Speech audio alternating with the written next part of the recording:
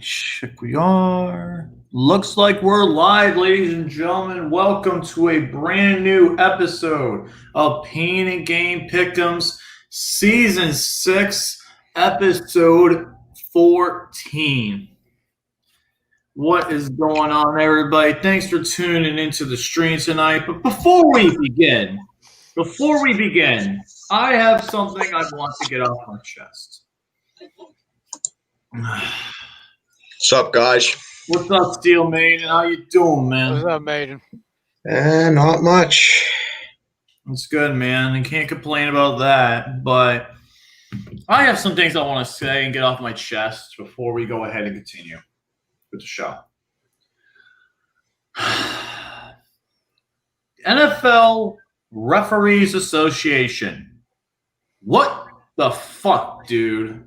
You have dropped the ball this year in regards to officiating.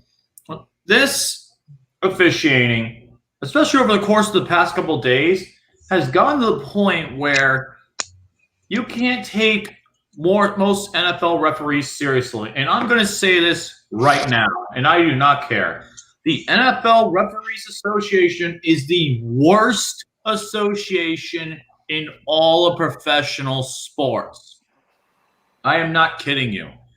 This association, they have rules experts, tons of them, but yet when it comes to putting the referee product on the field, you put the absolute worst people on the job. You had the horrible excuse of a referee who was there for 21 years, Walt Anderson, who I've said many things in the past about how horrible he was. He screwed us in that last year's Steelers Ravens game. This year, what broke this camel's back for me was John Hussey last night. John Hussey had an absolutely horrendous game against the Steelers. There were, I rewatched the game and counted. There were 7 missed holding calls, 3 unnecessary roughness late hit calls missed. The pathetic fucking ruling of an excuse that was, freaking advancement of goddamn, like, they don't have a freaking ball, so they have to call equipment failure. Are you fucking kidding me? This isn't high school. You could get away with that shit in high school. This is the NFL. You are making $20,000 a year $20,000 a game to put out a good product and to be an example for other referees out there. But yet, you are continuing to make referees around the world, even the small-time referees, they don't even do it for the money. They do it for the fucking love of the sport. You make us all look bad. And that's embarrassing. I am sorry to say it, but these referees will never continue to get better until discipline is enacted.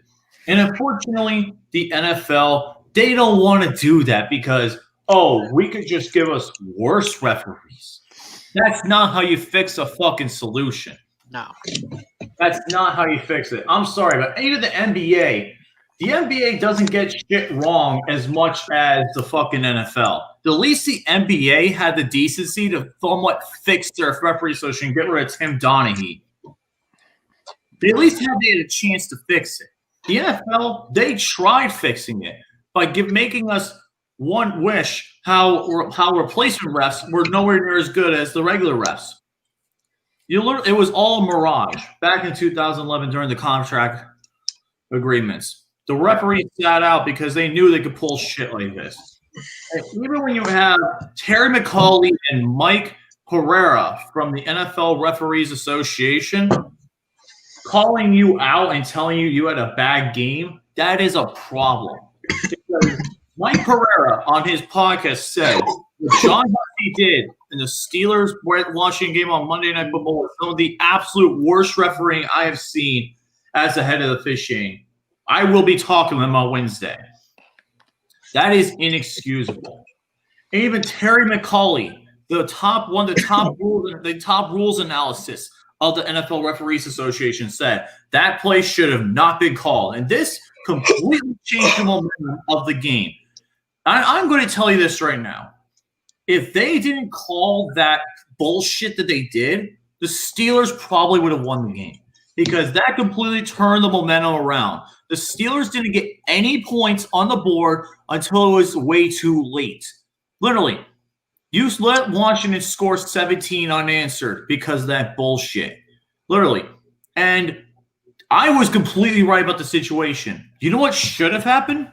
You remember the play? It was 3rd down and 16. Alex Smith gets sacked.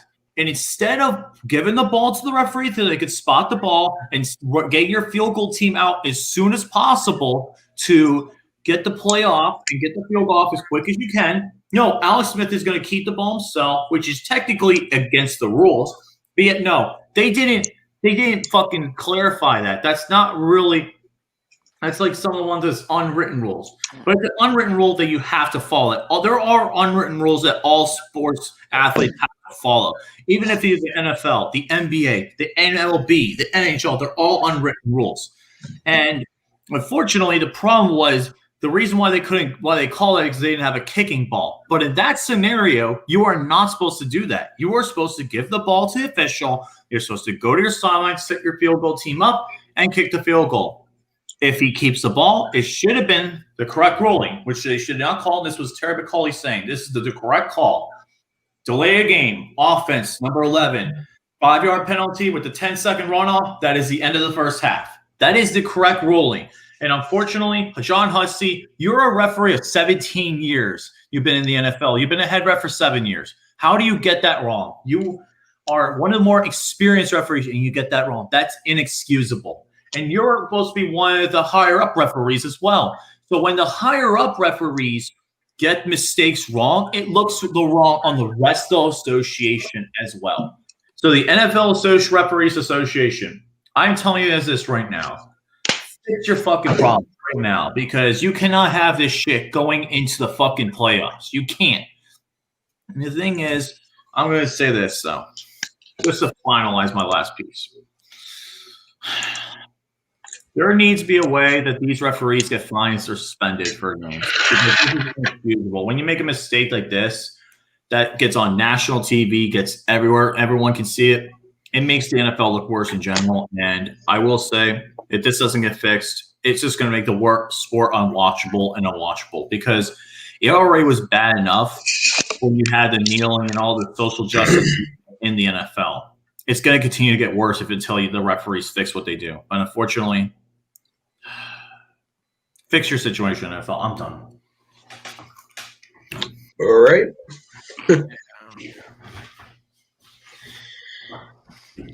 All right. So, yeah, on that note, look, I've been saying throughout my videos, we're not going to go undefeated. We were bound to catch a loss at some point. And it happened on Monday. But this one was bullshit. Yeah. I mean, don't get me wrong. There were a lot of penalties that should have been called in that game. But at the same time, man, I mean, I think Lucas's name says it all, you know. Randy Fichtner is just a disgrace. Now, hopefully, this loss actually benefits us because I would rather lose now than go perfect in the regular season and then lose in the playoffs. So hopefully this loss can actually benefit us a little bit because it could serve as a wake-up call to us, well, to Randy Fichtner in general, saying stuff like, hey, you know, we just lost to a team that was 4-7 coming into the game. And your offensive play calling has looked like trash for the past 2 weeks. I mean, you got away with it against Baltimore's practice squad, and you know you weren't able to do it against Washington, who has a solid front seven. I'll give them that. Washington does have a solid front seven, okay, but you're not going to be able to get away with that all the time. You got to come up with a better game plan. And this is the perfect opportunity to do that this week because we got the Buffalo Bills in Buffalo. That's going to be a very big game for us. We know what's on the stake for us. We clinch a playoff spot with a win. And there's a couple of other scenarios. I'll have to look it up. But the main one is that we win and we're in. So hopefully this loss actually benefits us. But I am sick and tired of Randy Fichtner just having the same vanilla, bland, uncreative offense that he has. I mean, you take a look at our offense. 90% of our plays are from the shotgun, running from the shotgun, passing, having Ben throw 40-plus times a game. I think Big Ben has thrown the ball over 50 times in back-to-back weeks. I mean, that is just pure, unadulterated laziness, what Randy Fichtner does. Okay? You can't have – I don't care who you are. I don't care if you're Joe Montana. I don't care if you're Tom Brady. I don't care if you're Peyton Manning. I don't even care if you're Drew Brees or Terry Bradshaw. You go out there and you have your quarterback throw the ball 50-plus times in back-to-back weeks. That is a sign of making your offense one-dimensional, and it's going to tire them out, and teams are going to catch up to it. My suggestion is this. Start running from the goddamn I formation and use a little trickery. Because I'm telling you this right now, okay? Randy Fichtner, okay, the offensive coordinators that the Steelers had when I first started watching football were Ken Wisenhunt and Bruce Arians, okay? Now, Bruce Arians, if you make me pick between the two, I would, both of them were great. But if you make me pick between the two, I'd say Ken Wisenhunt was a little bit better because Ken Wisenhunt did the play calling that was what was best for the team, what was best for the offense. He believed the trickery plays. He believed the basic fundamentals. He was a fundamental kind of person, which was what Ken Wisenhunt was. Bruce Arians, now, here's what I'm going to say about Bruce Arians and Randy Fichtner.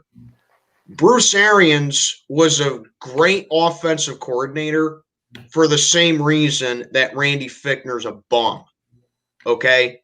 Because Bruce Arians is a big quarterbacks guy as well. But Bruce Arians developed chemistry with the quarterback both on and off the field, and he called plays that benefited the quarterback. Randy Fichtner, while he's also a quarterbacks guy, seeing that he had been our quarterbacks coach since Mike Tomlin became our head coach, and he got promoted to OC in 2018. While he's a quarterbacks guy too, his offensive play calling comes from the same sort of play style, which is from the shotgun. My advice to Fichtner, stop running from the shotgun. Stop doing draw plays on 3rd and 10. That is inexcusable. 100%. 3rd and 10. Stop doing bubble screens and quick passes on 1st and 10. Yeah. I mean, are you kidding me? And it's a shame, too, because our offense, you look at our offense, the talent that we have at our receivers is ridiculous. We have very good talent at receivers, but it's being wasted because of Fichtner's stupid ass. That's all there is to it. In conclusion, get a game plan going against the Buffalo Bills because this is probably our biggest game of the year. Mm-hmm. This could probably be our biggest game of the year right here. It is. Depending on how Week 17 is against the Browns, this could be our biggest game of the year. Come up with a damn game plan, and you better have a good one. I agree That's all I 100%. gotta say. before we get to like Ty and Tim talk, here's the thing, Justin. Here's the thing: where you're being paid $20,000 a game, and you're in front of a national TV audience, and you've been refereeing for over 20 plus years before you make the NFL, you are not allowed to make mistakes. That is inexcusable. $20,000 a game. You are supposed to know the rules like the back off the back of your hand. That is not a good answer at all. I'm sorry. That's really ridiculous of a question. High school and college referees are fine because they're not as experienced as NFL referees. But when you get into the NFL, there is no excuse to make mistakes. Absolutely none. And that's bro. God damn it, Psycho Mike, you fucking asshole. He sent at me at the worst times. Oh my god. Yeah, how you doing, Psycho Mike? Didn't think it'd be this soon until we heard from you. Otherwise, we're doing all right. So, Ty and Tim, you want to say something before we go ahead and get into the games?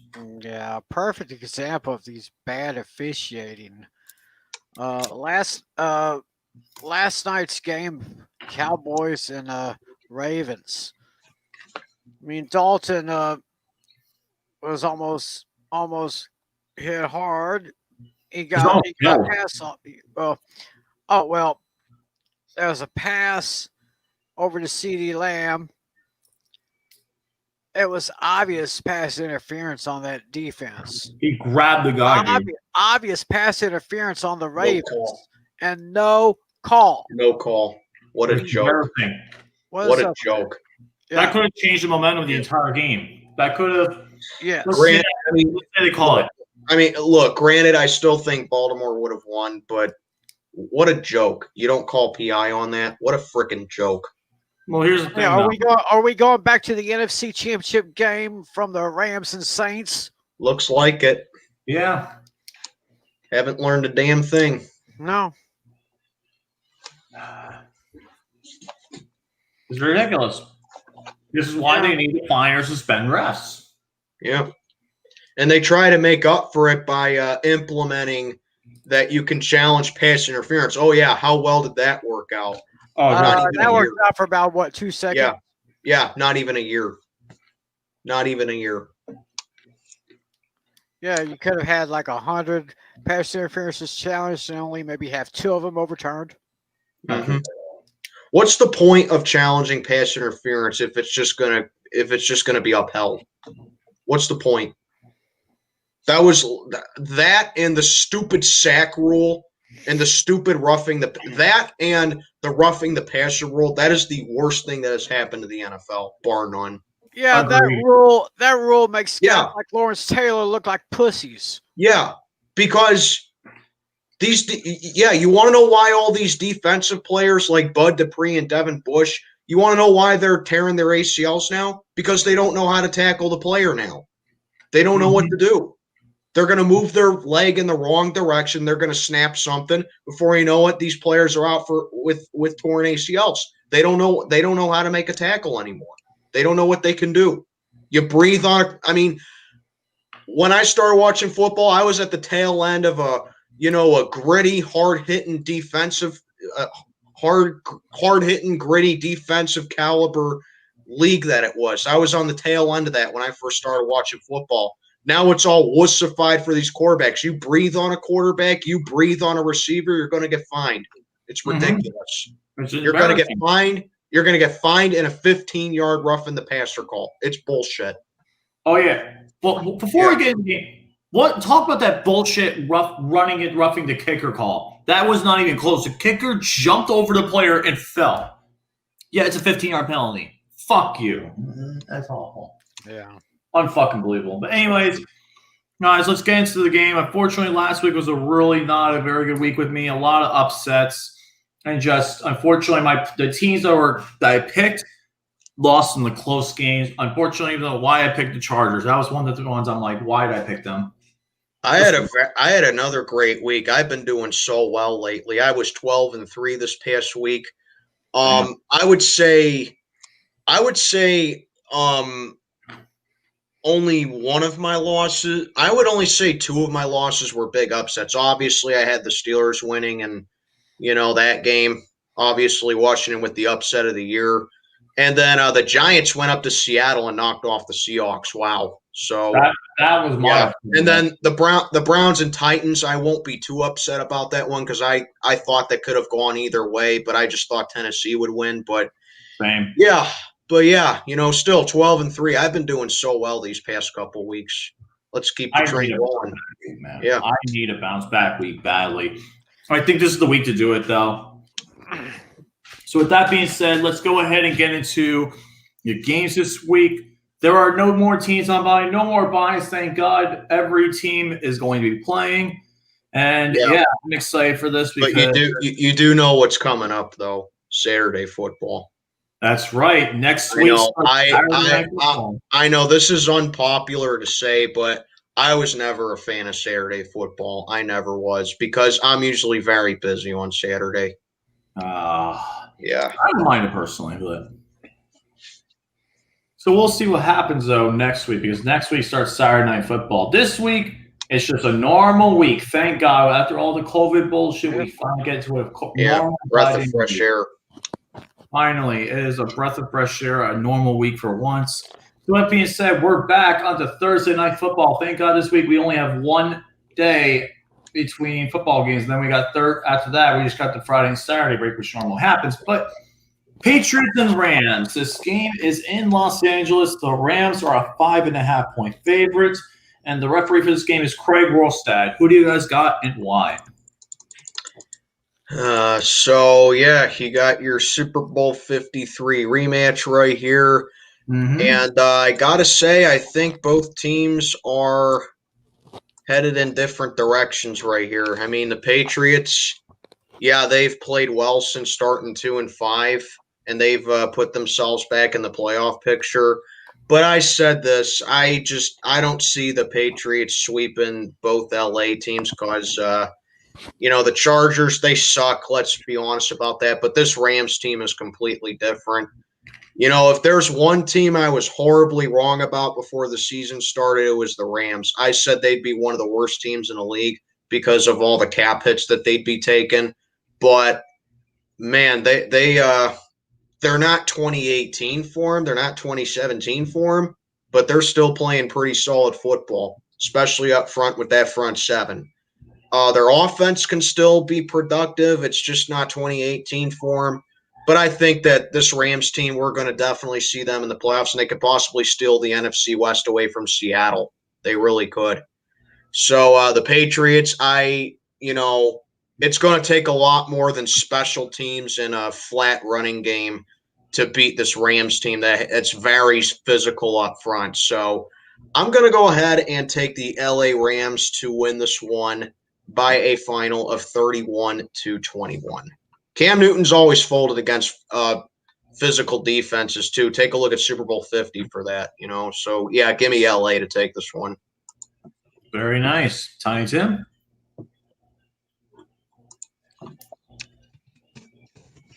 Tiny Tim, your mic's muted. Oh, there we go again. Well, anyway, I actually kind of thought the Rams would have a down year, but it's not as spectacular as it was last year, but they're still doing pretty good. Patriots are kind of shaky, 6-6. I'm going to take the Rams in this one. They're going to be closer than a lot of people say. I say 28-24. Give it to the Rams. Make it 3-for-3. I like the Rams here. I think the Patriots is one of their losses that is really going to take them out of the reins of the postseason. They will probably lose the next couple of games and miss the postseason. This is the start of the trend. Unfortunately, they got lucky against the Cardinals and against the Chargers. We're not going to talk about that game. I think the defense completely falters here. The Rams offense has a great day. Give me the Rams to win this game. I'm going to say 34-21. Give me the Rams. Before we get to the Sunday games, though, we do have two teams that were eliminated from the playoffs last weekend. There were two teams eliminated, and they were the Los Angeles Chargers, speaking of, and the Cincinnati Bengals. So I got to play this.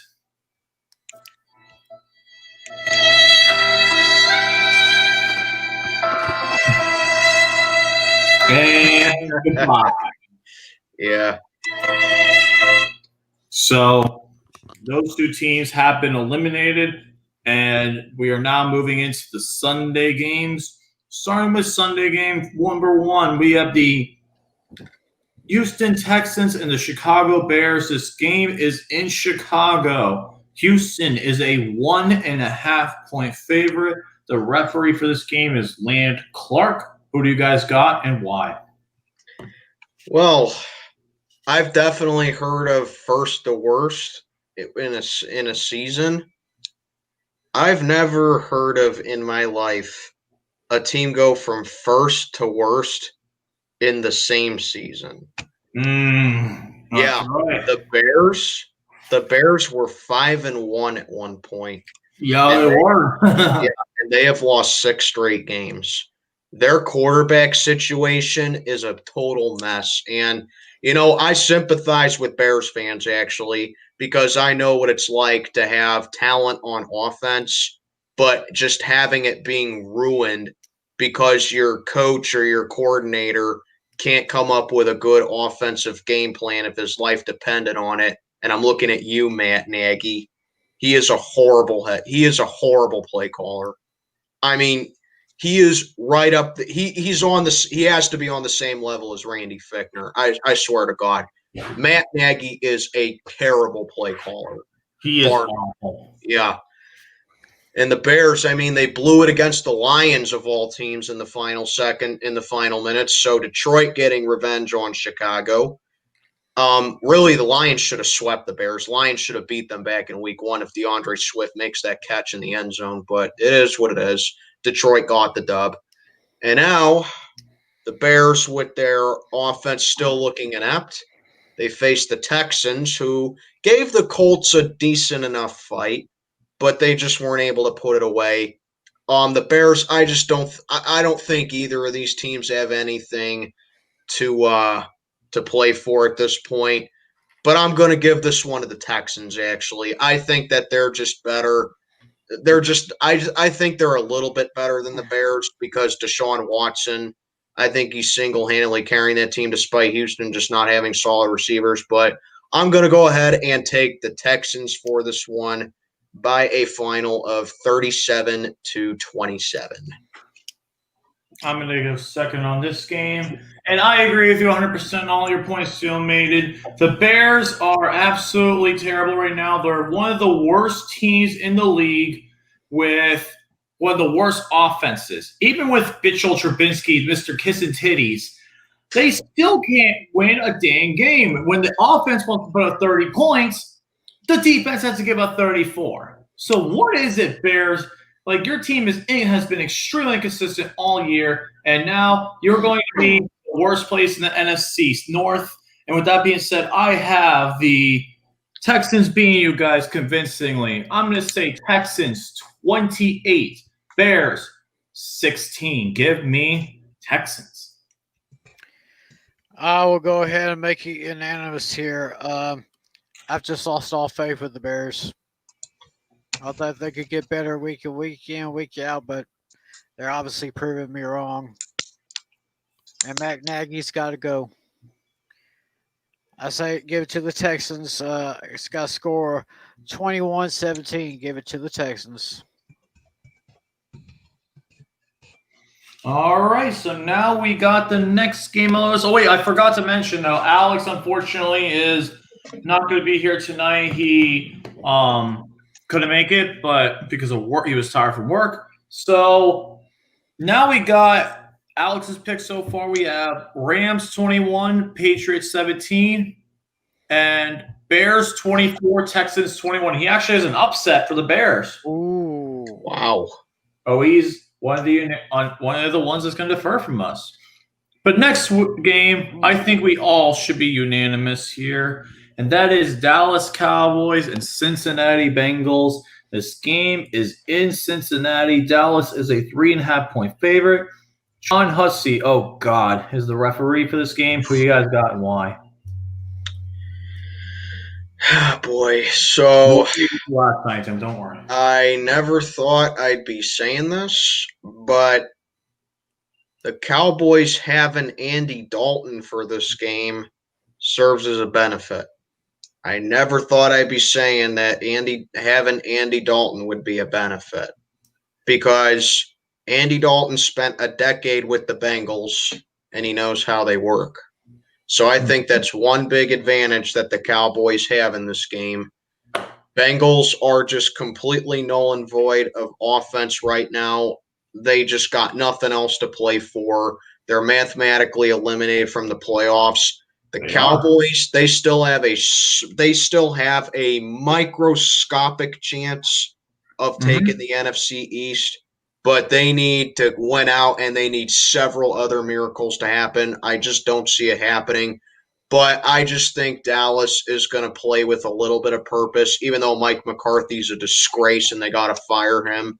God, he's. But yeah, I got this being a close game for all the wrong reasons, just because I don't think either team can get out of their own way. Both teams are horrible. So give me the Cowboys to take this one by a final of 24-17.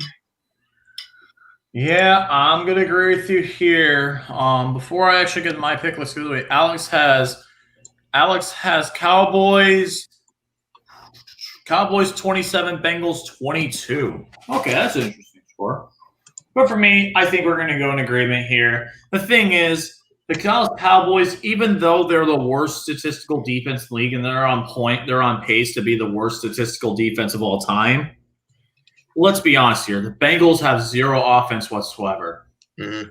Ever since Joe Burrow's gotten injured, they've only scored 16 points. That is scary. That is unreal. Absolutely insane. No, actually, no, they scored 30. I'm sorry. They scored 17 in one game, but after that, they had the 7-point game against the Dolphins, and then they had only 3 against the 3 after Joe Burrow got hurt against Washington. But that's not good, though, and I think the Cowboys will win this game. I'm going to say Cowboys get a little bit of a big win, though. I think CeeDee Lamb and Amari Cooper get some big games here. Give me the Cowboys in a shootout. I think this will be a shootout because both defenses are terrible. 34-24. Give me the Cowboys. 3.5-point favorites. Yep. And Joe Burrow is out for the season. Yep. He's out for the year. And our man, Greg the Leg, missed not 1, not 2, but 3 fucking field goals in that game last night. Yeah. They call him the Greg the Leg. Should be a peg leg if he went 1 for 4 on field goals there. Yeah, that's unfortunate.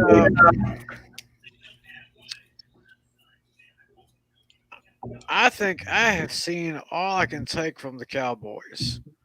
I mean, they got the talent, but it's just not clicking.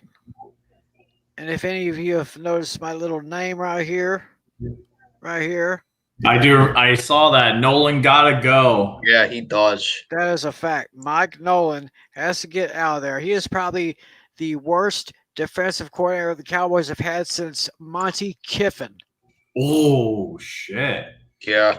Damn. When I think it was back when was that when Parcells was still coaching the Cowboys, or was it Wade Phillips? I want to say it was Monty Kiffin was with Parcells. Monty Kiffin. And when they hired that guy, I said the exact same thing that Han Solo said to Luke Skywalker. Where did you dig up this old fossil? Yeah. Yeah. But, yeah, Mike Nolan has to go. I think Kellen Moore was probably a better college quarterback than he was a pro quarterback or even an offensive coordinator. He may need to go too. As far as McCarthy is concerned, I'll probably give him 1 more year. I don't know about this game here. But Bengals are, I mean, LC said it. They've only scored 16 points since Joe Burrow's been out. Well, it's more like 20. Actually, it was 17 against the Giants, and then they had this 3 points. So it's Yeah, 27 points. Yeah, offensively, he's talking about because offensively. the Bengals returned a kick for a touchdown against the Giants. Right? Yeah. And I got a feeling they'll do the same thing to the Cowboys. Cowboys, not very studied on takeaways. But I will say one thing: Cowboys have had more giveaways than Publishers Clearinghouse. That's true. But I'm going to take the Cowboys and give the points. I'm just going to say 23-20. That's the best I can do. I mean, it's been a bad year. It just seems to get worse and worse and worse. But I'll see the Cowboys. Hopefully, Greg can really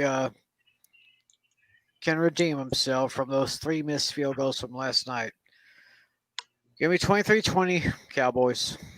Oh my God, dude, Rusty Lake. This is a great comment right here. Andy Dalton will have a career game proving that Mike Brown.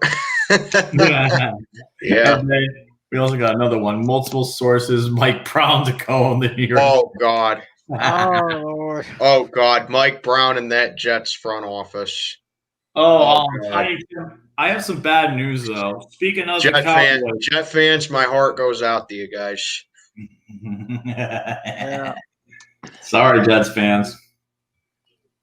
But I was gonna say though, I do have some bad news for you though, Tiny Tim. They flexed the Dallas Cowboys 49ers game out of Sunday night next week. Guess what game got replaced?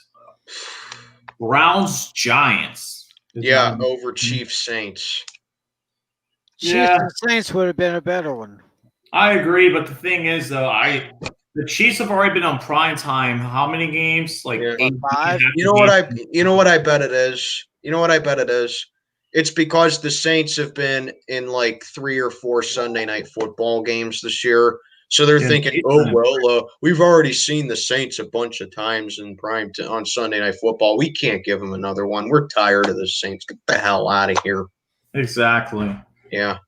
Oh, yeah. Speaking of, though, next up is the Giants. Arizona Cardinals and New York Giants. This game is in the Meadowlands. The Cardinals are a 1.5-point favorite, and the referee for this game is going to be Ron Torbert. Who you guys got and why? Well, all of a sudden, the New York Giants have made things very interesting in the NFC East. You know, this was a team that started 0-5. They were 1-7 halfway through the season, and they've scraped together 4 straight wins, including going on up to Seattle over the Seahawks. And in the Russell Wilson, Pete Carroll era, the Seahawks have had a phenomenal home field advantage. And they went up there and they not only beat the Seahawks, but in my opinion, they dominated them. They did. They shut down DK Metcalf. That's unreal. Yeah. That is unbelievable. That's unheard of right now. They shut down DK Metcalf. They made Russell Wilson turn the ball over again. So Russell the Giants, he's done. I'm not even kidding. I could honestly see this team winning out, to be honest. I don't think it'll happen. Wow. But next year, I think the Giants are going to be a very interesting team next year. And they're doing all this without Saquon Barkley, who's been out since week 2 with an ACL injury. That's insane. Yeah. If any of you guys watch Bad Dogs Giants streams, that's how I know so much about the Giants. Wayne Gallman has been such a difference maker for the Giants. Yeah, this Giants team, look out for them. They're better than you think, okay? I mean, 5-7, it's not a good record. I'm not going to pretend like 5-7 is a good record. It's not, but they play tough every week. In my opinion, they're the best team in the NFC East. They I are. think so too. Yeah. Then you got the Seahawks or the Cardinals. Arizona, I still think they're a good team, but maybe I overhyped them a little bit because they have looked very bad over the past couple weeks. They got dominated by the Rams last week, and I believe they're coming off another loss. I don't remember who it was, but The Rams. They lost the Rams last week, and I think they lost the Patriots the week before. Yeah, they lost to New England. That's right. So, yeah, Arizona hasn't looked all that bad. Kyler Murray's been kind of taking a step back a little bit. So, plus the Cardinals, they got to fly from Glendale out to Jersey, basically across the country. That's a long flight, 3 time zones. So, yeah, this is a very interesting game here, but I'm going upset here. I am going with the big blue New York Football Giants to get their 5th straight dub, upset the Cardinals, put them in a deeper hole in the playoff hunt, and I got the Giants shutting down Arizona on defense again.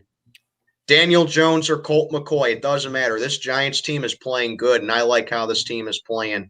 Old school physical football. Joe Judge is doing a fantastic job with this team. I say this: if the Giants win the NFC East, I think Joe Judge should be Coach of the Year. He has done a fantastic job with this team. But I'm going with the New York Giants to take this one, 21-14. Give me the G-men, baby. Nice. All right, Tim? Everything Steelmate has said, I agree. Kind of like what Mike Tomlin did with the Steelers last year. They were so banged up, they were so hurt, but it seemed like the guys that came in to replace them outdid the guys that they replaced. I mean, that is really smart coaching. That is smart football moves right there. He's a first-year head coach too, Joe Judge. First-year head coach. How about that? I give him an A for effort on that. I mean, yes, the Giants are a very, very tough team despite their record. They seem to be getting better and better. And just like my good buddy Steel Maiden, I have the upset of the week.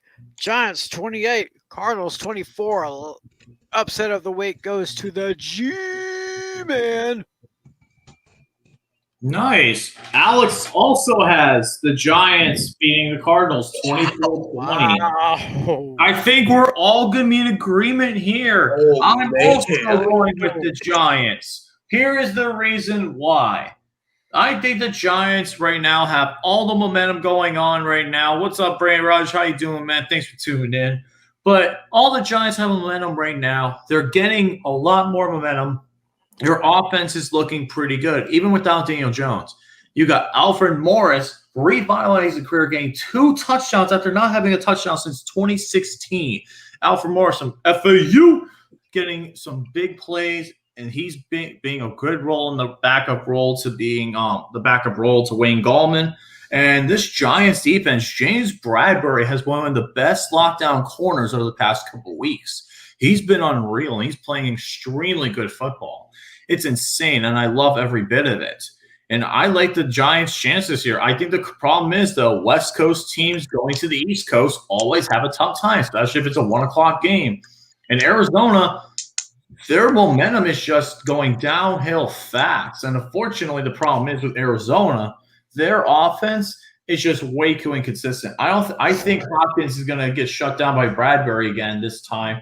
And I think that the Giants will win this game. I'm going to say Giants in an upset. I'm going to say Giants 30,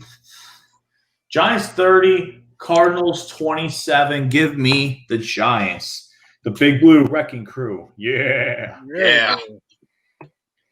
Next up on the list, we got, oh boy, this should be a good game.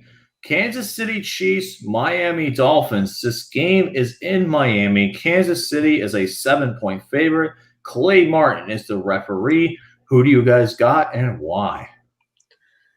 I honestly think this can be a quietly good game. I think so too. Yeah, I really do. Kansas City, they had a tough time with Denver on Sunday night. I thought the Chiefs were going to go in and blow them out, but Denver hung in there with them, you know. They And I did. think that's a blueprint on how you stop the Chiefs. That's what the Broncos did. You make Patrick Mahomes work in the pocket. You make him work in the pocket, and you lock down his targets. Denver, they got a good physical defense as well when they're healthy, and they're starting to get some pieces back, and that's what they did. They could have won that game. They pretty much kept Kansas City out of the end zone. I think the Chiefs only had like 1 or 2 touchdowns on Sunday night. They got most of their points. They got most of their points from kicking field goals. That's right. They had like 5 field goals. And I think Miami's defense can do the same. I think they can, with how young that defense they got there, I think they can do the same. They can make Patrick Mahomes work.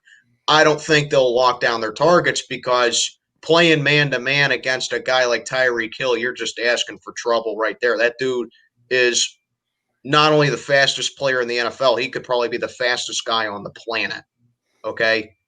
But he's definitely up there. yeah, so Miami, I definitely think they can keep it close with Kansas City. But at the end of the day, I just think the Chiefs are more experienced than the Dolphins are. And the Chiefs, they're right on our ankles for the number 1 seed, literally right on our ankles right now. Yeah. The difference is we have a better conference record than the Chiefs. So that's why we're technically still the number 1 seed. But, Kansas City, they got extra motivation now to take that number 1 seed away from us. And I think they'll get the job done over the Dolphins, but I would not be surprised if Miami pulls off the upset. I really do think the Dolphins can beat Kansas City, but I'm just going to go with the Chiefs here just because I think they got a bit more to play for than the Dolphins do. But, yeah, Miami, they are definitely going to keep the pressure on for the Bills for the AFC East, man. It's going to be a fun ride between those 2 teams down the stretch. So give me Kansas City in a very tight one, 30-24 Kansas City. Tim? Yeah, this could turn out to be maybe the game of the week. I mean, this looks like a very delicious matchup right here, I will say. Right back, guys. And it seems like the Dolphins have just seem to get better and better. I mean, not so much for the reason of Tua Tagovailoa, because he is a very great player. I mean, he's very young. He's going to be very good. He is going to be all-pro, sometime in the near future. Kansas City is, on the other hand, the weapons on offense. I mean, Tyreek Hill, that guy is like a bullet. He kind of reminds me of I'm not sure I'm quite old enough to remember the great cowboy we had, Bullet Bob Hayes. I mean, that is who Tyreek Hill is. He's like a modern day Bullet Bob Hayes. I can see that. Mm-hmm. And wait, how do I say this? The new Jason Witten, Travis Kelce. I mean, Travis Kelce, he is like the best, probably, if not, he is got to be one of the top 2 or 3 tight ends in the league right now. I think he's the best right now, number 1. And for that reason, I am going with the Chiefs. The Dolphins are going to make it interesting. I'm going to take the Chiefs by a score of 31-21. I'm also going to go with the Chiefs here. I would love to see the Dolphins win. But at this point, here's the thing. Dolphins lose, Steelers get a playoff spot. They'll clinch a playoff berth. And my thing is, if Dolphins are make this game goddamn interesting, and it's going to be a great game to watch in the 1 o'clock slates. It's my local game, which I'll be watching probably at home. And this should be a really good game overall, and I'm excited to see the Dolphins make a good game out of it. But I just, in the end, I think the Chiefs are going to be too much. Give me the Kansas City Chiefs to win this game. I'm going to say Chiefs 34, Dolphins 27. Give me the Chiefs, but I think this game will be closer than a lot of people think. Alex, the Great, also agrees. Chiefs 31, Dolphins 21 in this game. Yeah.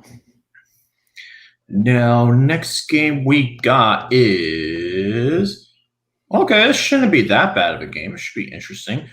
Vikings and Buccaneers. This game is in Tampa. Tampa is a 6.5-point favorite, and the referee for this game is going to be Brad Allen. Who do you guys got and why? The Vikings.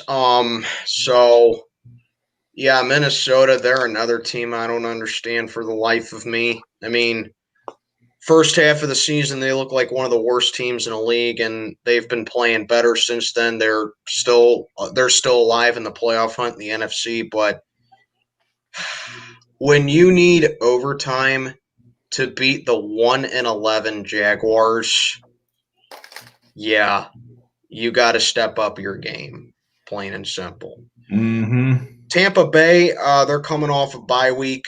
The Buccaneers, I think they're very overrated. I'm not saying they're bad. I think that they're very overrated. They start off the season 6-2. They've lost 3 of 4 since then. Yep. They've lost 3 of 4 since then. They can't win primetime games. They can't win important games. I think there's only one big game that they did win all year. That was against the Packers, but that was still kind of early in the season. But, the Buccaneers, I just think that they're very overrated. And their defense, I think, will be able to make Kirk Cousins work because, this is a classic game where Kirk Cousins sucks, him having to go up against a stingy defense in the front seven like Tampa has. And I think the Buccaneers will get it done offensively. But, I just think it's more that Minnesota just loses this game more than Tampa wins it. So give me the Buccaneers to take this one by 2 touchdowns. I got the Buccaneers keeping pace in the playoff hunt, and both teams have a common goal. They want to knock each other lower in the standings because if Minnesota wins, both these teams have the same record at 7-6. So I just think Tampa's a little bit better than the Vikings. So give me the Buccaneers to take this one 31-17. Yeah. I agree with Maiden on everything he said. I got the Buccaneers taking this one over the Vikings by a score of 28-21. Give it to the Bucs. Alexander the Great has Buccaneers 31, Vikings 16. We almost have the same score. I know, it's insane. We're 1 point off. I said 31-17. Wow. Yeah. I honestly think that the Vikings, unfortunately, are going to take a loss here. They played against Jacksonville, but that game was just such an embarrassment for the Vikings. They almost let Jacksonville beat them, and thank God Jacksonville was able to keep their tank going, but still, good God. The Vikings are competing for a playoff spot. Unfortunately, I think that the Buccaneers are just a much stronger team. Give me the Buccaneers to win this game, especially coming off a bye week. I'm going to say Buccaneers win this game. I'm going to say 28-20. Give me the Buccaneers. Sounds good. Sounds good. Next up is my coin flip game of the week. Denver Broncos and Carolina Panthers. This game is in Carolina. The spread is dead even down the middle. And the referee for this game is going to be Sean Hockley. Who do you guys got and why? Well, sorry, before you go, Sam, I need to do my coin flip. Well, I'm in total agreement with you because this is my coin flip too. Yes. Yep. Yes. I literally cannot decide this game for the life I of me. can't I either. can't. Because the Panthers coming off a bye week, the Broncos are coming off that close game against the Chiefs. You don't know what Panthers team's going to show up. You don't know if McCaffrey's going to be there, if Bridgewater's going to be there, if Phil Walker's going to be there. So this is my coin flip game of the week. I'm making Bray Wyatt this time the Broncos, and the Fiend will be the Panthers. Who do you got, Steelman, for yours? All right, so George Washington here will be the Broncos, and the state of West Virginia. The state of West Virginia will be the Panthers. Nice. So let me know when you're ready. All right, ready? Ready. 1, 2, 3. I got the Fiend. I'm going Panthers. Well, apparently, I'm going to agree with you because I got West Virginia, so give me Carolina as well. Nice. I think the Panthers will squeak out a quick win. Panthers 21, Broncos 20. Give me the Panthers. Yep, I'll go. Apparently, I'll go Carolina as well. I think the Panthers have an advantage coming off a bye week here.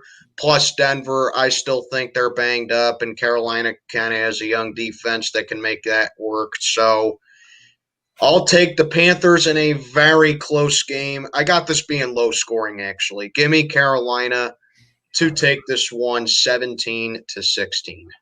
Nice. Okay, I got Carolina taking this one at home.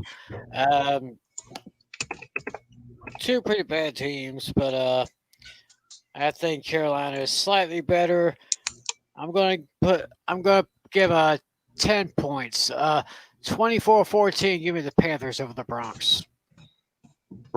Alex actually has Panthers 22, Broncos 15. Wow, we all took Carolina. That's right, we did.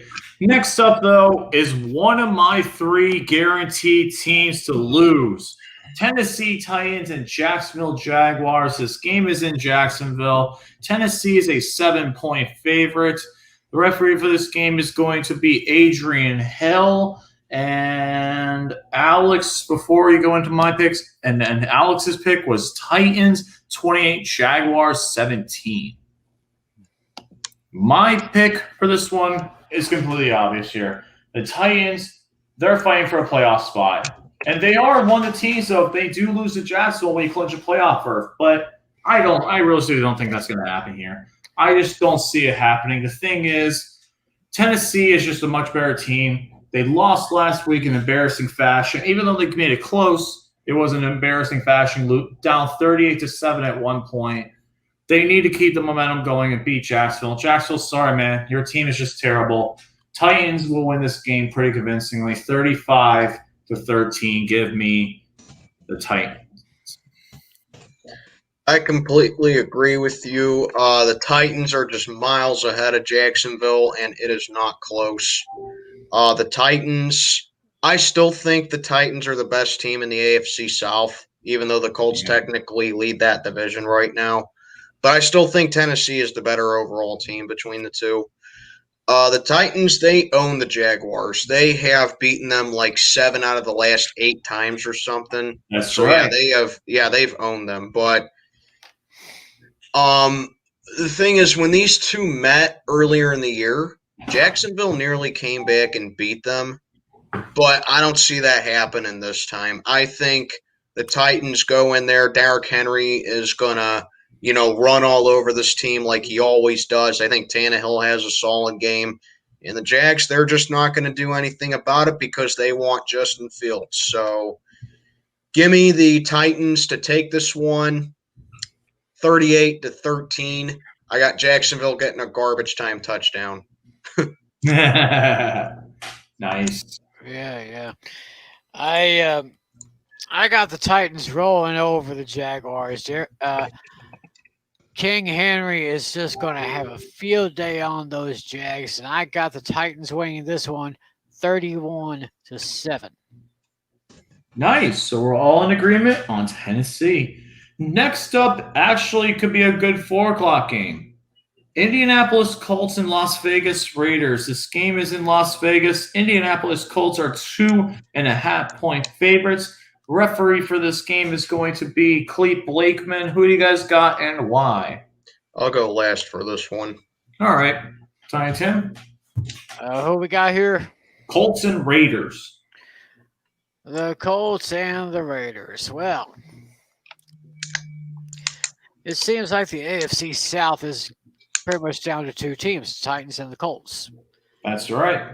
And the Raiders, they've been kind of surprising here, but I'm just going to – this is just a gut instinct. I say the Colts are going to take down the Raiders in Las Vegas, give it to the Colts by a score of 27-21. Nice. I know Alex in this game picked the Colts 27-23. And I'm also going to go with the Colts as well. I just think the Colts will be ready, though. The Raiders, they had to rely on a lucky-ass play and rely on Greg Williams continuing the tank to win against the Jets.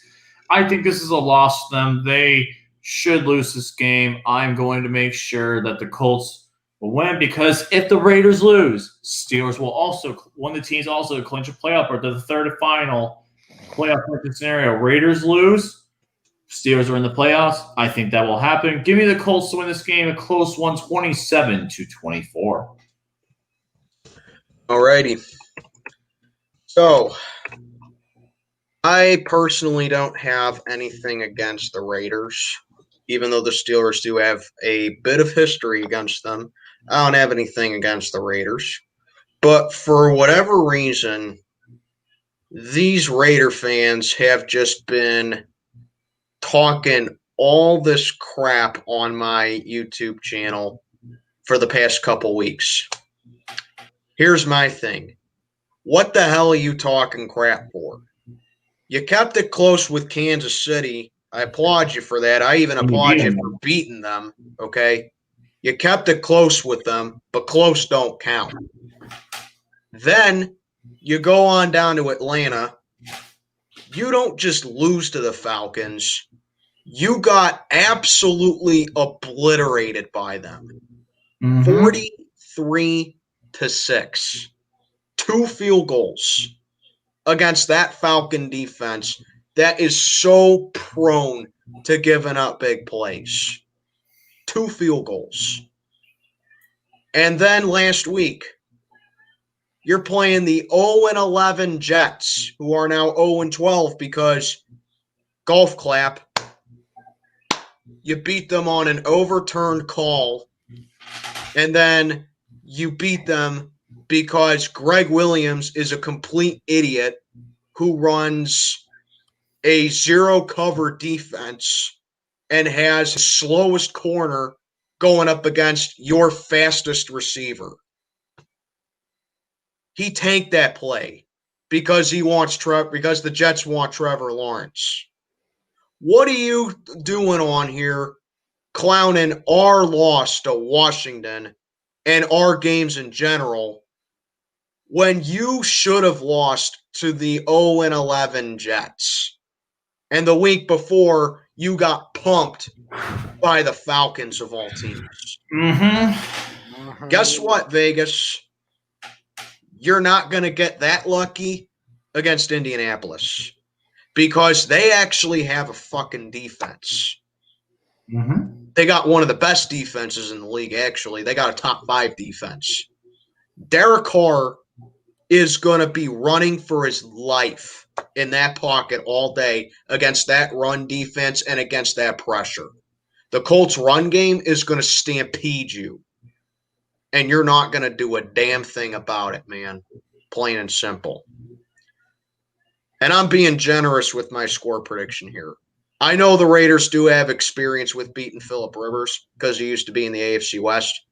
But this Colts team is miles ahead of the Chargers. Okay?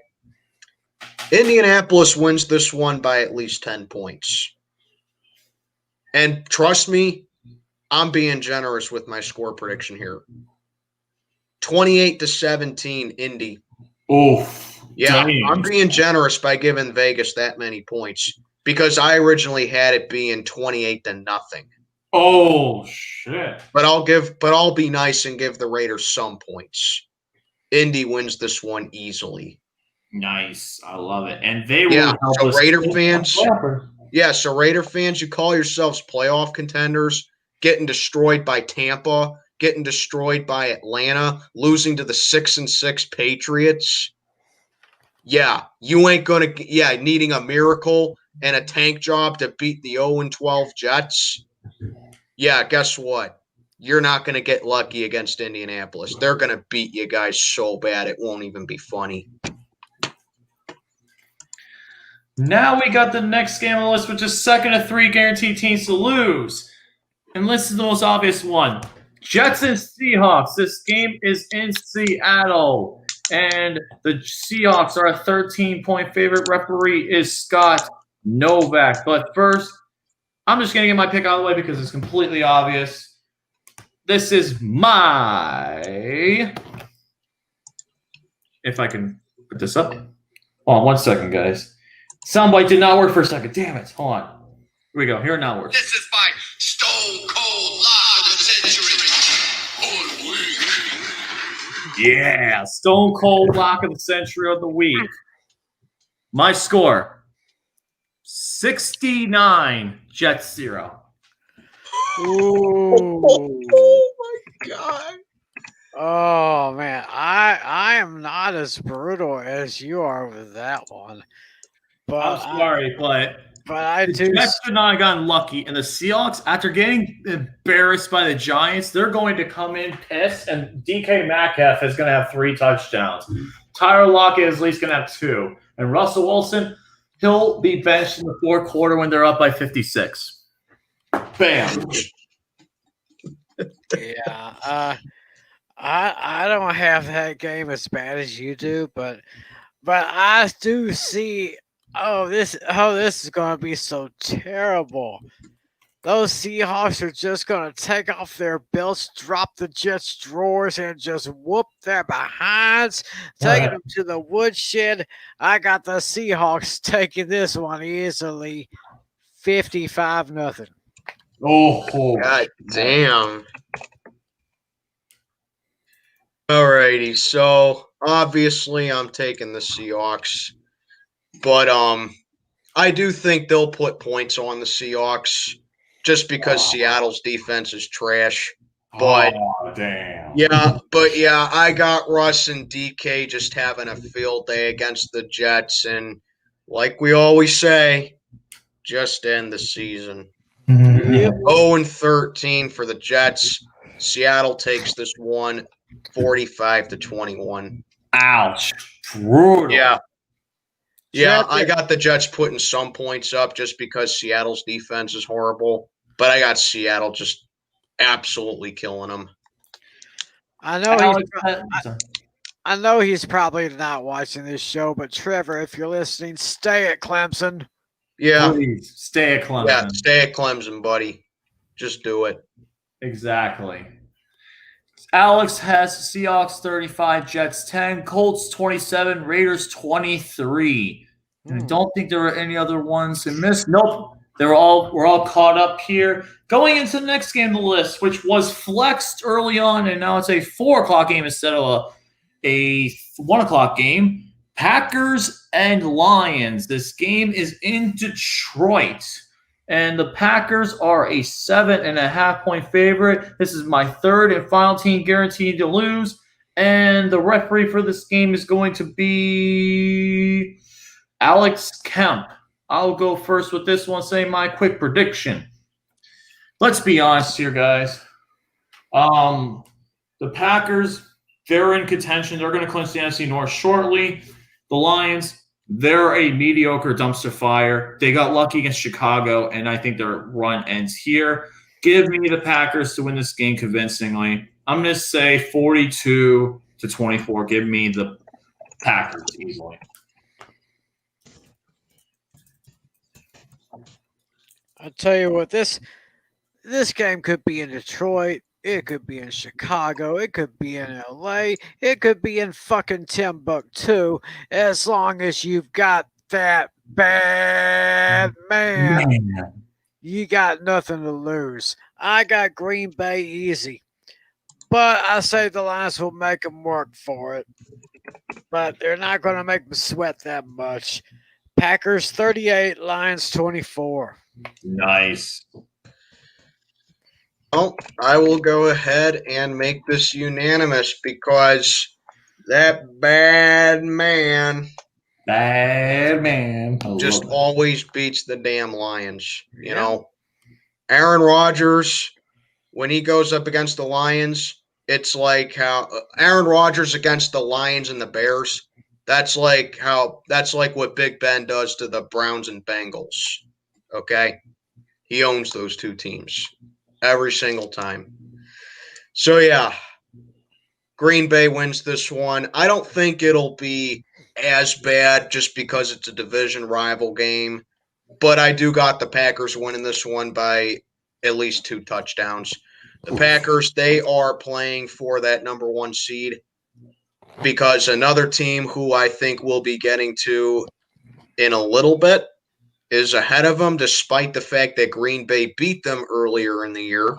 So that has extra motivation for the Packers, and they want that number 1 seed. So, yeah, Green Bay will go up to Detroit, and they will take care of business against the Lions 37-20. Give me Green Bay. Nice. Oh, Alex has the Packers 35, Lions 24. Is that the LC. same as your score, LC. Tyson? Wait a minute, LC. Did you see Rusty Leg 64s? Oh my god! Let me see this shit. Mike Brown advises Oh, that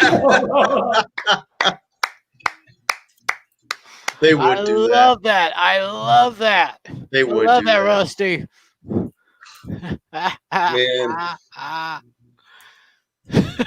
Man. If that actually happened, like they That would- literally go that would be they a literally go 0-16 for nothing. that could be a sign. That could be a sign of the apocalypse. You know. I know. God. It was like that Bleacher Report Gridiron Heights video where it's like if the first pick of the draft we select Tyson Bora, punter from San Jose State. It was like this glitch Yeah. thing. It was hilarious. Someone like hacked That will that'll make it in Ripley's Believe It or Not. I know that would, dude. Oh my god. Yeah. Oh god. We have potential this dumpster fire game, and this somehow is Fox Game of the Week.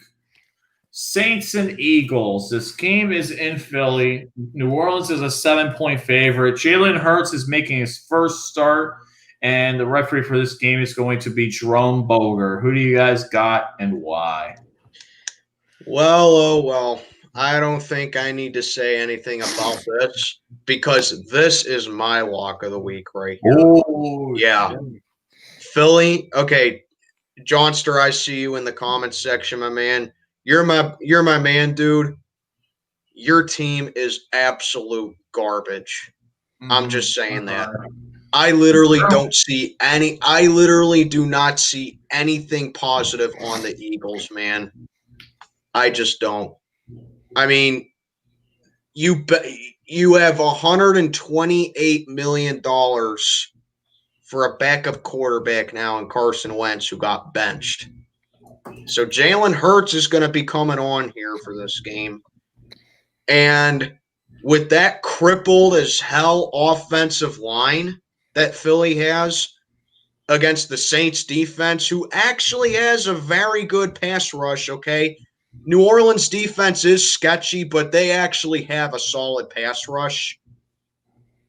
Jalen Hurts, I think his last name is going to suit him very well because I could see him getting hurt in this game. I really could. Oh, God. That'd be brutal. Yeah, the Eagles, they have no chance here. The Saints, they are currently number 1 in the NFC right now. They are looking to, they already clinched a playoff spot, but the Saints actually have a chance at clinching the division this week. I believe if they win and Tampa loses, they clinch the South. So, yeah, the Saints, they're fighting for that division title, and they want to keep up the pressure on the Packers for the number 1 seed in the NFC. The Saints, they go into Philly, and they will just absolutely slaughter those filthy Philadelphia chickens. There you go. 45-3 Saints. There you go. There you go. So Jalen Hurts is starting in week 14. Yep. Many people, including yours truly, thought that Jalen Hurts should have started 13 weeks ago. Oh, Yeah. God. Yeah. Because, I mean, it's almost like I can't remember who. I think it was Max Kellerman on First Take. Oh, God. Max Kellerman can't stand Wentz. And he can't stand the fact that the Eagles are just fucking over Carson Wentz. I mean, I don't They believe ruined that. them. They ruined ruined it. Yeah. Yes, Gunnery Sergeant Harper says he sounds like those chickens sound like people who are who would fuck someone in the ass and not even have the goddamn courtesy to ask for a reach around. That was funny. For all you Full Metal Jacket fans out there like me. Yeah. Love Full Metal Jacket. Same. So, Filthy Delphia they're just terrible. I mean, I don't know who's worse in our division, the chickens or the no names. I think the Eagles are worse, honestly. Yeah, I'll say something about the no names here in a moment. But anyway, I see the Saints win this one easy. I mean, if there's such thing as a second bad man, that'd be Drew Brees. That's right. He's returning this week. Oh, that's even better. That's even better. I see the Saints taking this one by a score of 38-10. Oof. Give me 1 second. Alexander the Great has the Saints 27, Eagles 14. For me, it's obvious here. The Saints are going to win this game, and they should clinch the NFC South at this point. Because actually, no, I think it's a film. The Buccaneers lose and the Saints win, they'll clinch the NFC South. But the thing is here, the Saints right now are going to keep on marching. It's just going to be completely one-sided. I'm sorry, Jalen Hurts. You're having to be thrown into the dog pit this early on. But maybe we'll get a win down the road, but it's not going to be this week. Give me the Saints to win this game convincingly. I'm going to say 41-17. Give me the Saints. This shouldn't be too bad of a game. Let's see here. Did I have? Actually, I've just been looking at something real quick. I don't think we had any tank bowls this week. Actually, we only had one. Actually, I wouldn't consider that a tank bowl. But coming up, this game though is our first tank bowl of the week, and it's the choke bowl, the choker bowl. Chargers and Falcons. This game is in Los Angeles. The Chargers, actually, no, Atlanta is a 2.5-point favorite. Tony Cornette is the referee. Who do you guys got winning this choker bowl? Well, I think the winner of this game, they should be presented a trophy that has this on it. Yeah.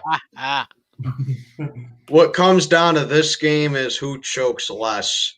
In this corner, you got the Falcons, who not only blew a 28-3 lead in the Super Bowl, but they've also lost not one, not two, but 3 games this season with a double-digit lead in the fourth quarter and an over 97% chance of winning the game.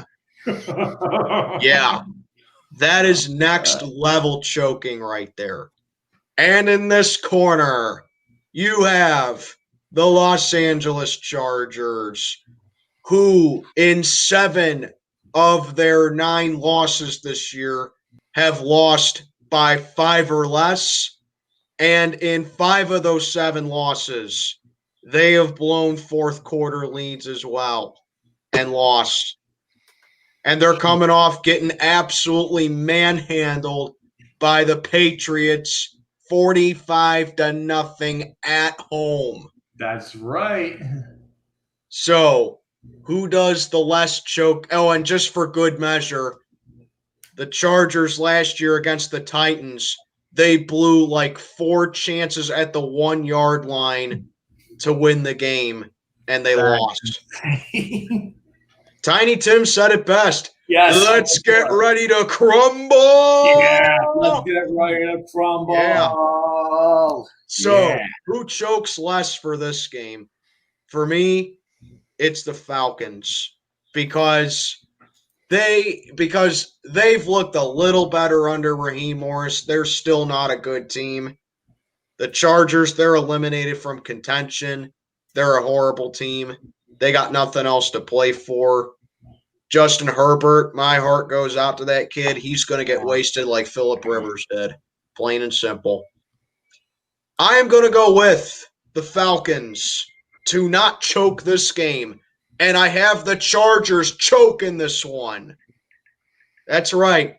I got Atlanta winning 31-30. It's going to be a high-scoring game for all the wrong reasons. And here's my prediction. I think the Chargers have a 30-10 lead entering the fourth quarter, and Atlanta gets 3 touchdowns and beats them. Wow. Give me the Falcons, and they win the choke bowl. Oh, shit. Actually, no, come to think of it, actually the Chargers would win the choke bowl because they would choke the lead.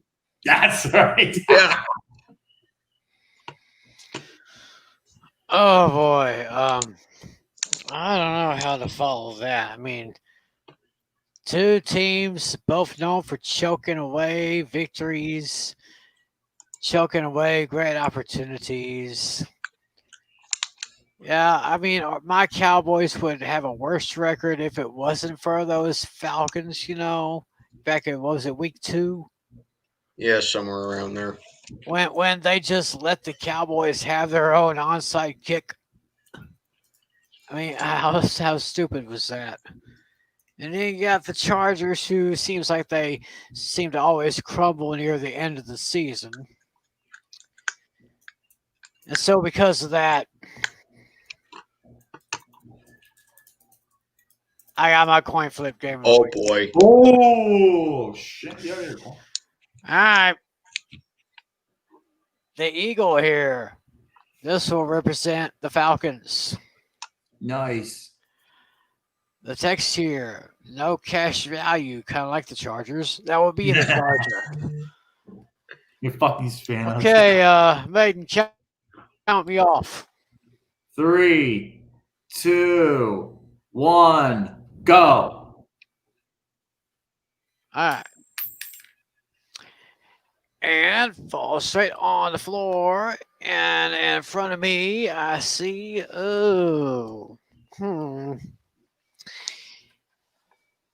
And this is what it came up. So it looks like I'm going to have to be rolling with the Chargers. Nice. I'm just going to say it's going to be kind of an even match. And it ain't going to be. I don't think it will be as high scoring as some people say it would be.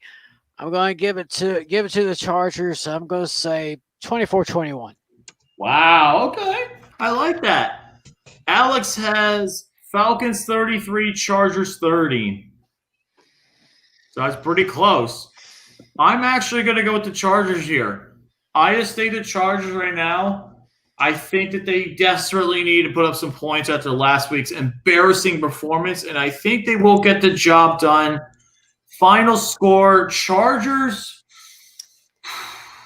I'm going to regret this, but Chargers 30, Falcons 27. Falcons are the ones that choked the lead this time. Go, Chargers, go. Go, Chargers, go. That is 100% right. And then we got our last 4 o'clock game.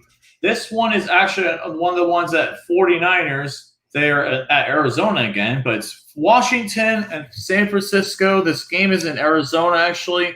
49ers are favored by 3. Referee is Carl Sheffers. Who you guys got and why? This is an interesting matchup as well. Obviously, ends all know about Washington upset of Yeah. the season, coming into our place and giving us our first loss of the year.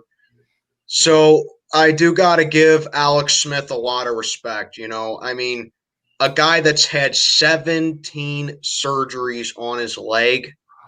That's unreal. He Still was in playing. doubt if he could even walk again, and he's been playing. He's been playing very well. So I will give Alex Smith a lot of credit. I think the other day solidified him winning comeback player of the year.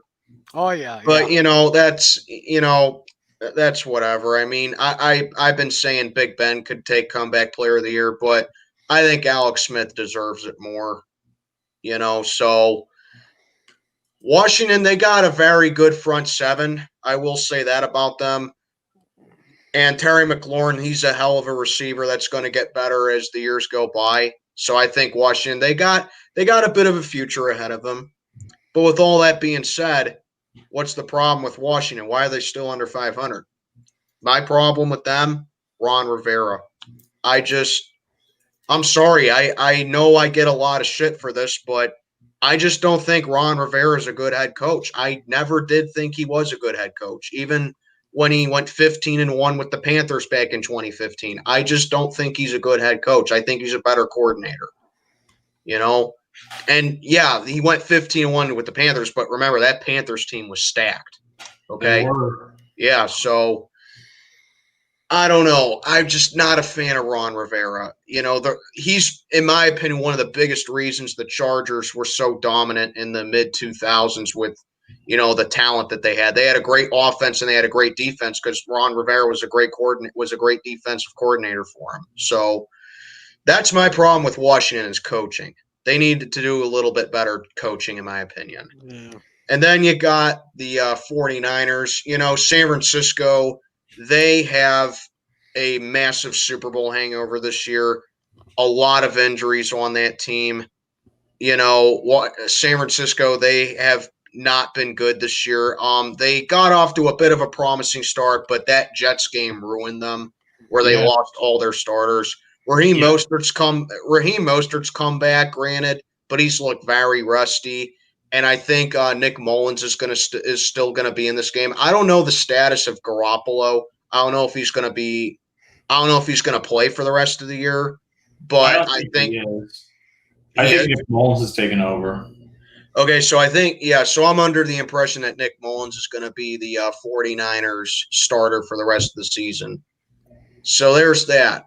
Now, typically, the 49ers, they're in Arizona still because, California, California, I don't know if it's California or San Francisco, but it's at least San Francisco. They're not allowing physical contact sports for at least 3 weeks. So this will be the last game the 49ers play in Arizona until they play the Cardinals again.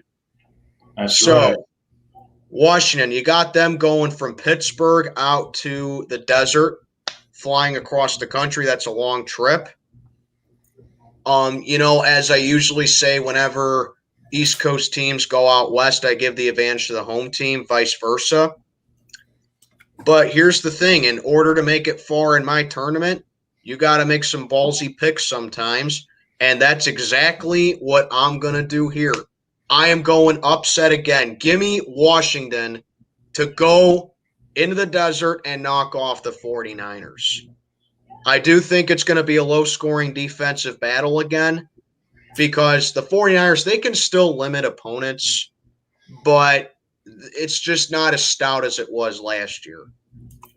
And last year when these two teams met, the 49ers beat Washington 9-0. They shut them out, but they failed to find the end zone.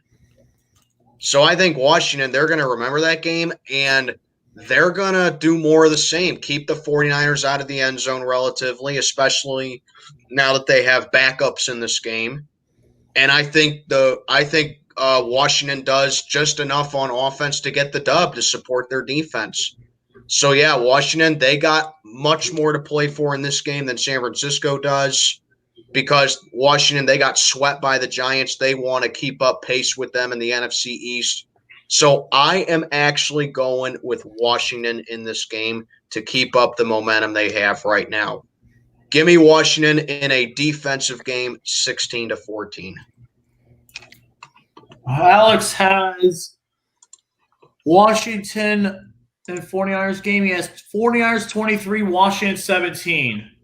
And I honestly am going to agree with you here as well, Steelman. With all your points you said, we got to go ballsy. And I'm going to take Washington as well. I think Washington needs to win, especially the Giants. When they need to keep up that NFC least, they need to have a division winner there. And I could realistically see them being 6-7 and also being a wild card team. So, yeah, oh my God. Hunt Max, stop being stupid, dude. What the fuck? Look at this shit. Stop being stupid. That's like telling a fish to not swim. That is a good point. Oh, good Lord. So I'm actually going to go with Washington as well. I think their defense is the big difference maker. I just don't think that Nick Mullins will be able to solve that Washington defense, and I think the Washington defense has another strong game. Give me the Washington football team to win over the 49ers, who unfortunately right now I don't think they're playing for anything. They realistically have no shot right now at really the playoffs. So give me Washington. I'll say 2017. All right. Well, with everything that Maiden says and everything that LC says, you know what I'm going to do? I'm going to grow some balls here right now. I am going to go with the Washington No Names. I'm going to go with a quarterback who will win Comeback Player of the Year. It will be a low-scoring game. I got the No Names beating the 49ers 17-10. Nice. Yeah. Now we got Sunday night. Before we go into this one, you know what's ironic? Hunt Max is clowning Washington ending our perfect season. If I'm not mistaken, I think Washington ended your season when they beat you, when they tore little Joe Burrow's ACL right there. So Yes, just keep that in mind, okay? Yeah. But don't worry, your Seahawks are playing well as well. Yeah, my your bad. Seahawks, My bad. You lost at home to the Giants, a team that we beat. So there's that. Hell yeah. Yeah, Hunt Max. Your team's eliminated from the playoffs. We're gonna be clinching a playoff berth no matter what. So with that being said, Sunday night football time. Check your local listings. Pittsburgh Steelers, Buffalo Bills. This game is in Buffalo. Buffalo is a 2.5-point favorite. And the referee for this game is going to be Sean Smith. What do you guys got and why? I'll actually read Alex's pick first, which is Bills 27, Steelers 20. Boy, I was hoping that Gare Bear would be here.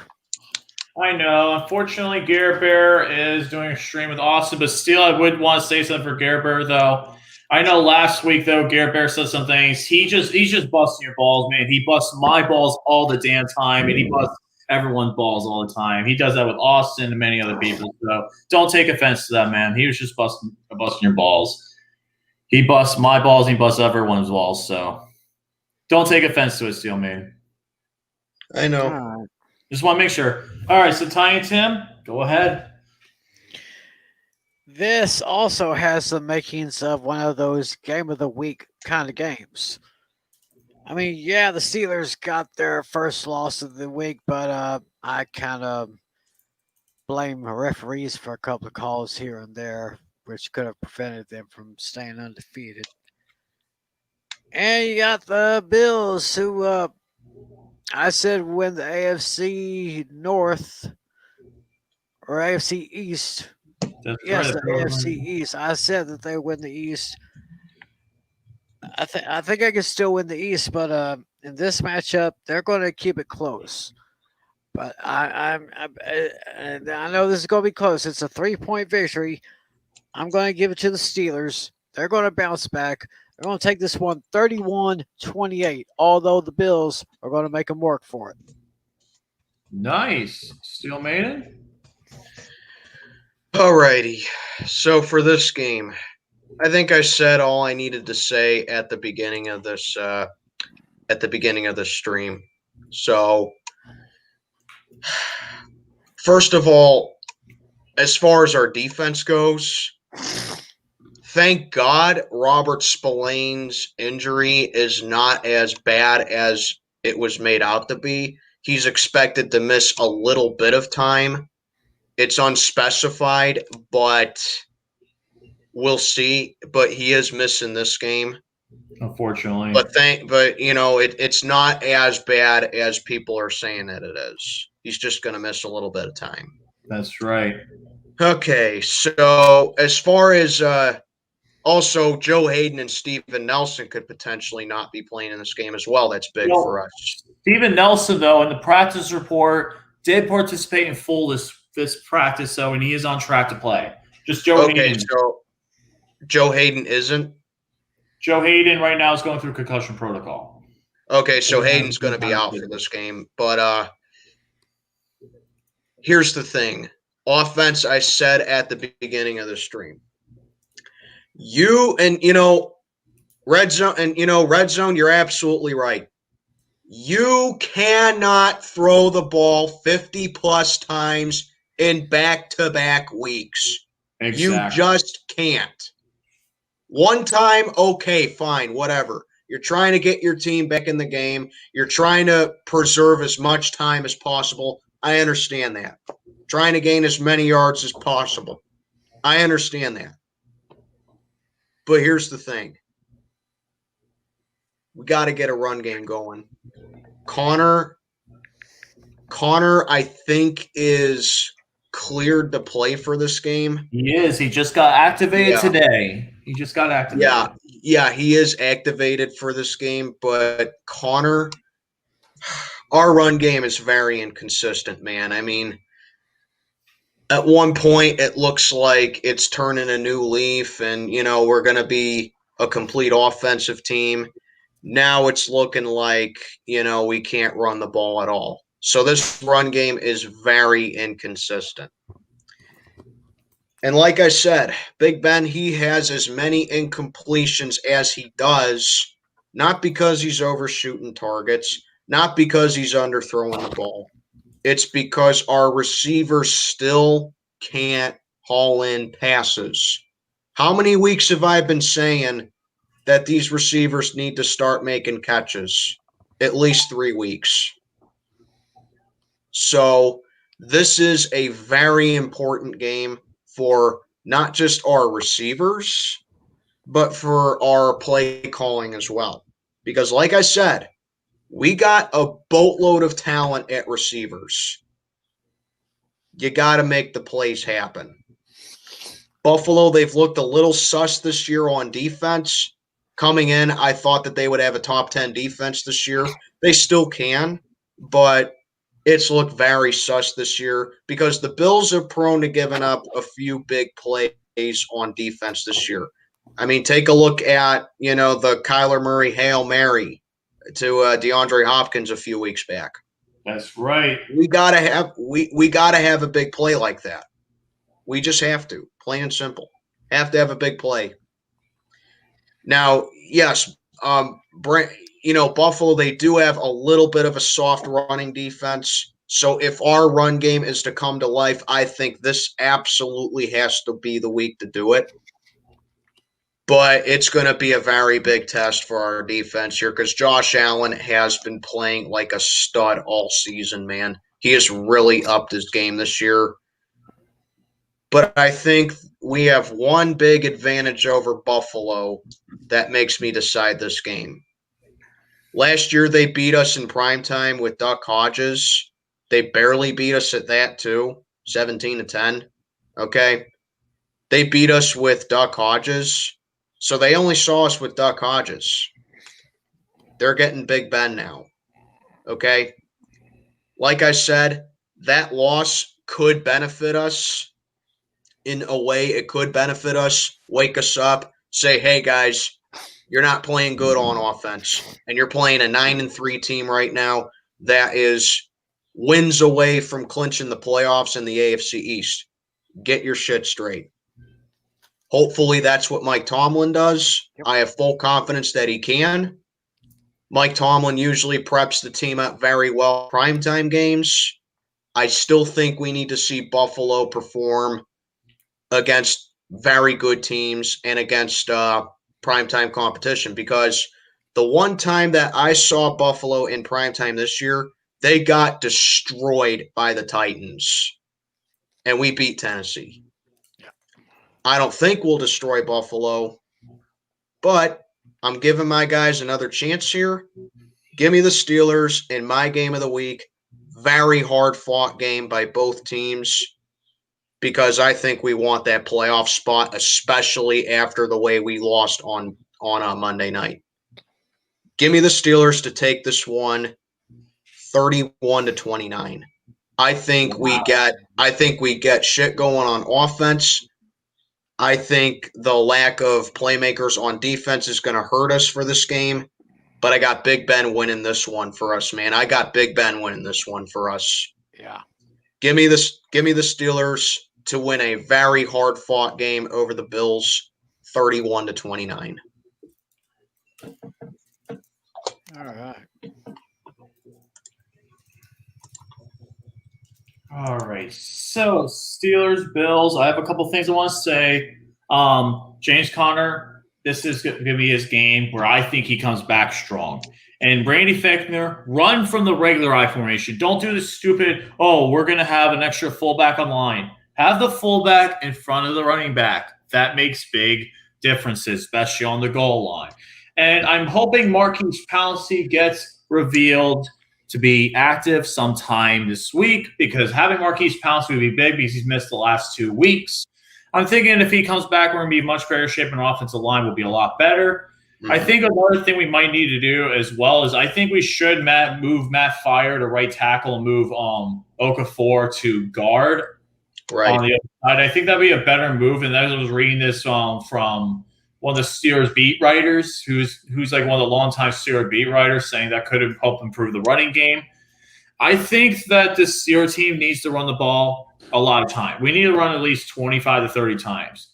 Right. We need to make Ben throw only in a specific situation, because Tre'Davious White is going to be a problem on the deep Buffalo's defense. But Buffalo does have a weakness. Their run defense isn't that good, and their linebackers are not good at covering the middle of the field. So we got to target the middle of the field receiving, and we got to make sure our offense is at point. Give me the Steelers, though. I agree with a lot of your points. As long as we continue to drop, we catch the balls, we play well on the goal line, we're going to win this game. I have the Steelers win this game, though, 27-21, in kind of a low-scoring game. I think the defense really benefits us, but I think Pittsburgh will get a late touchdown to win the game. Mm-hmm. Then finally got the last game of the week. It is Baltimore Ravens, Cleveland Browns on Monday Night Football. This game is in Cleveland. Baltimore is a 1-point favorite, and the referee for this game is Bill Vinovich. Who do you guys got and why? Well, so for this game, Lamar Jackson came back for the Ravens, and they looked like themselves again. Let's be honest, though. They played the Cowboys. Andy Dalton can't do shit in primetime.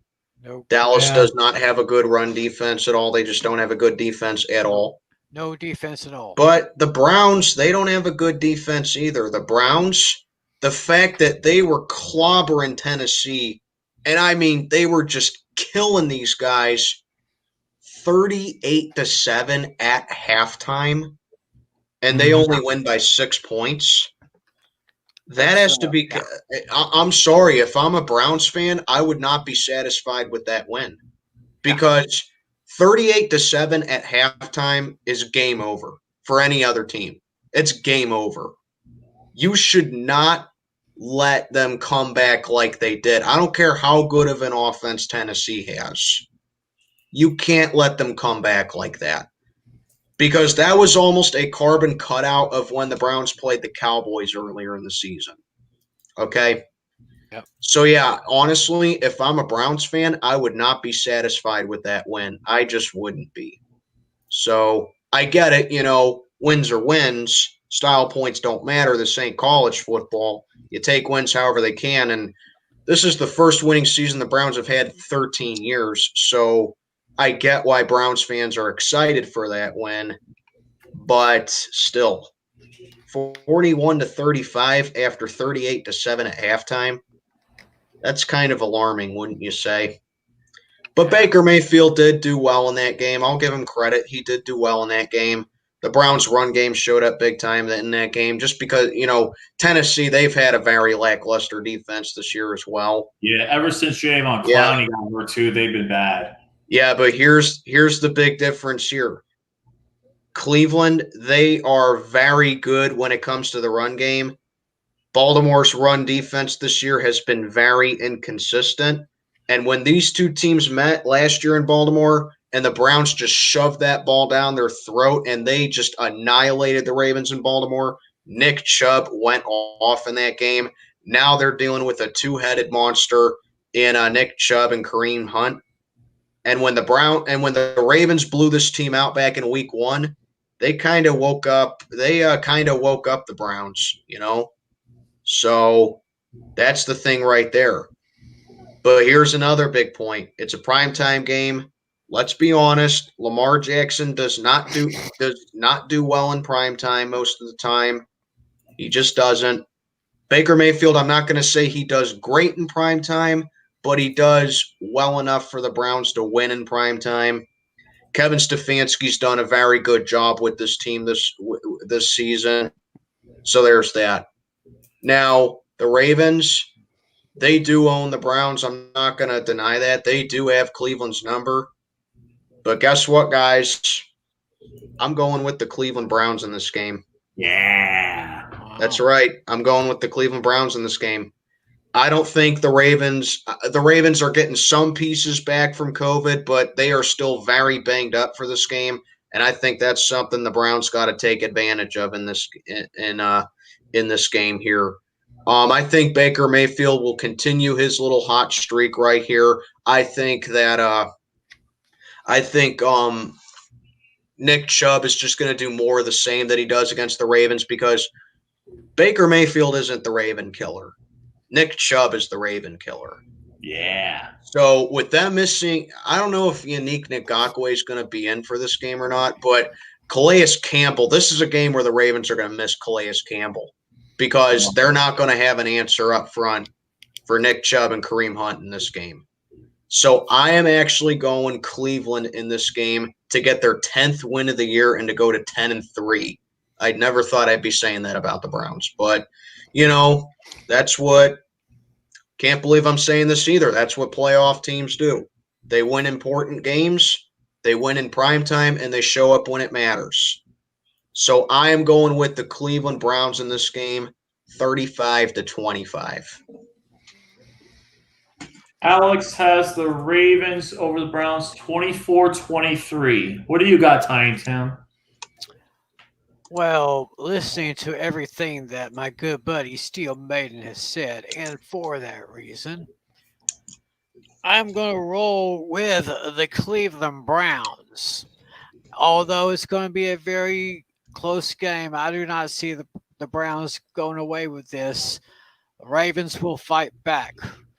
But I got the Browns winning this one by a score of 30-24. I'm also going to go with the Browns here. I think Alex is going to be the only one picking the Ravens. I think that the Browns right now will have the running game to beat Baltimore. It's going to be a very close game. I think that this time, though, the Browns will go for the game-winning field goal. There will be no kick six. Cody Parkey will kick the ball down the middle, and the Browns will win the game 26-24. Give me the Browns to win. And this loss would pretty much put Baltimore outside of the playoff contention. Yeah. Having the tie, pretty much they would be at the point where New England would barely be ahead of them if they were to win. But yeah, that's what we got for week number 14.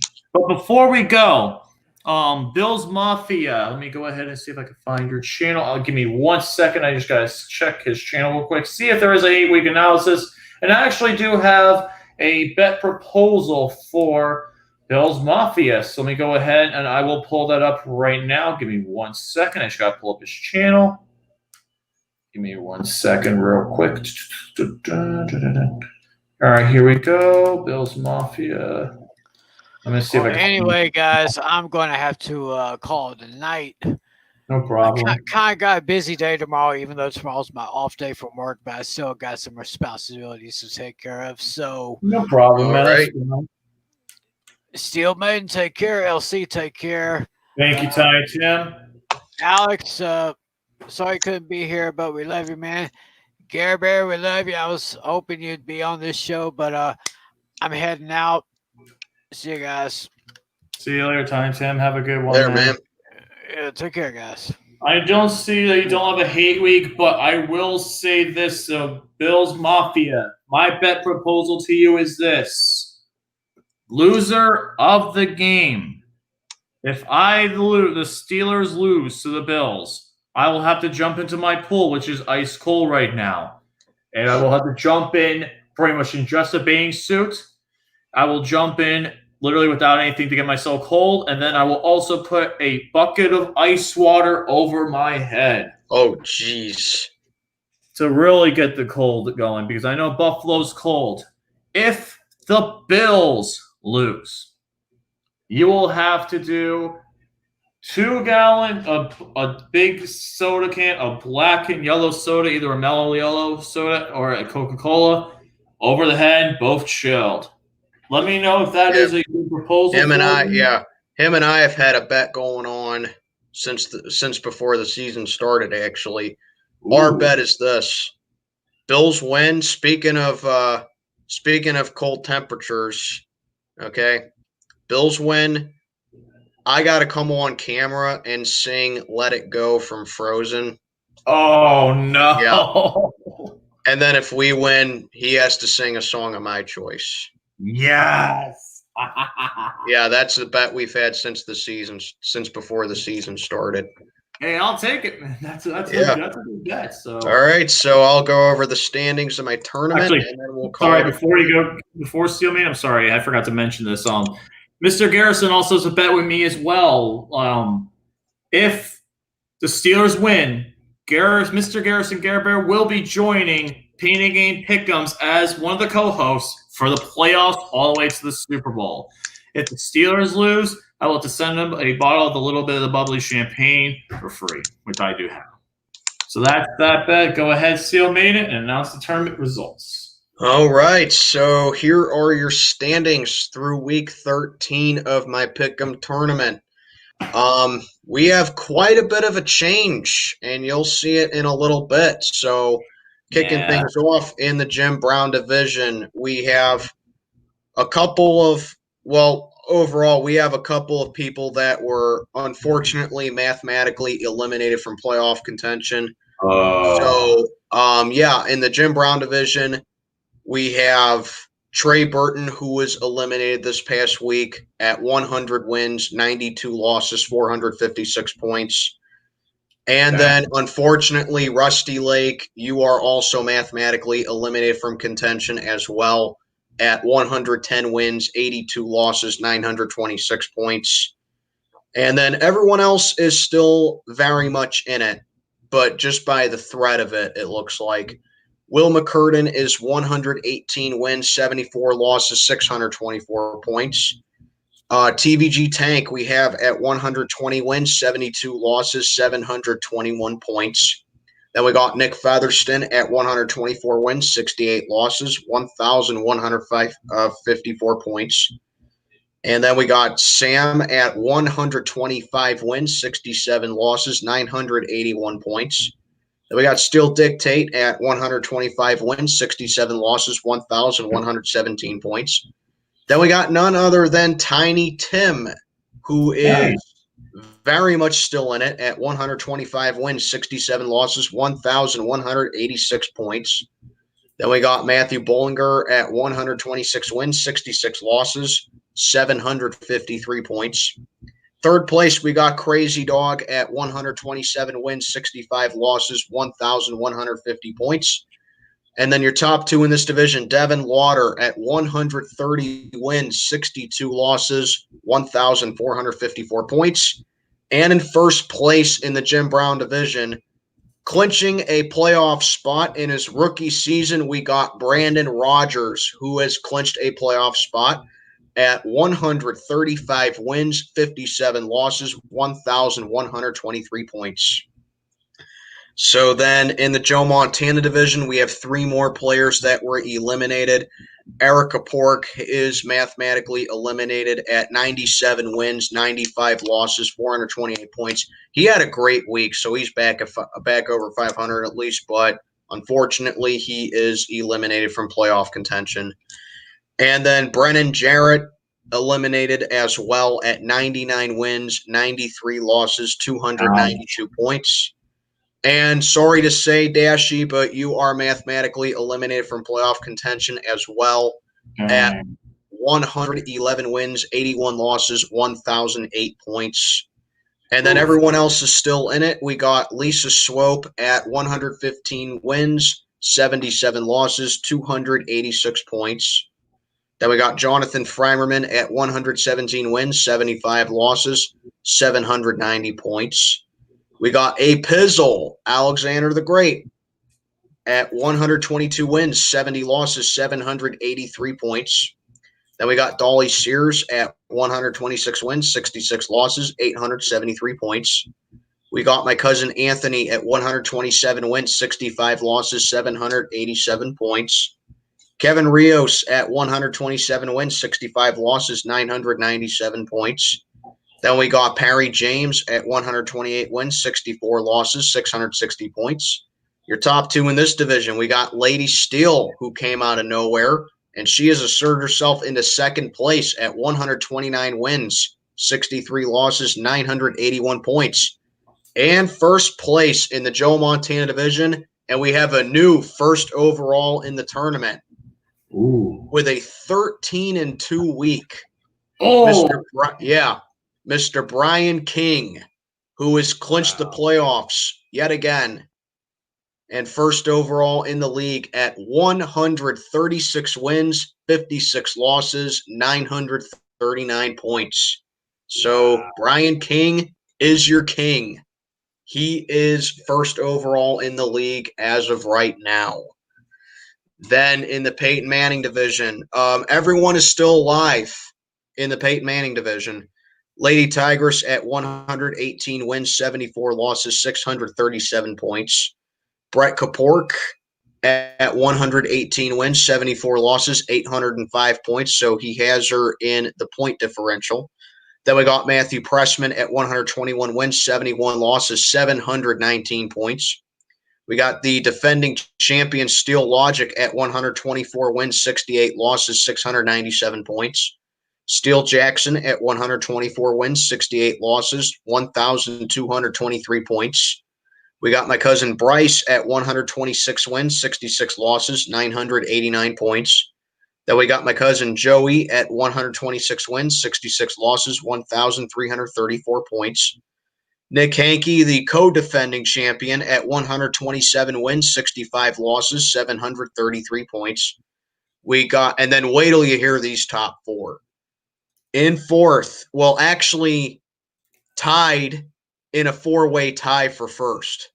Robert Albright at 131 wins, 61 losses, 747 points. wow. Julian Chambers, 131 wins, 61 losses, 901 points. Marcus Florina, 131 wins, 61 losses, 1,388 points. And now leading the Peyton Manning division, we got James Parry, who had a great week as well. 131 wins, 61 losses, 2,219 points. Jesus Christ. How do you like that for a top four? God damn, that's a tough four right there. It is. That is an insane division.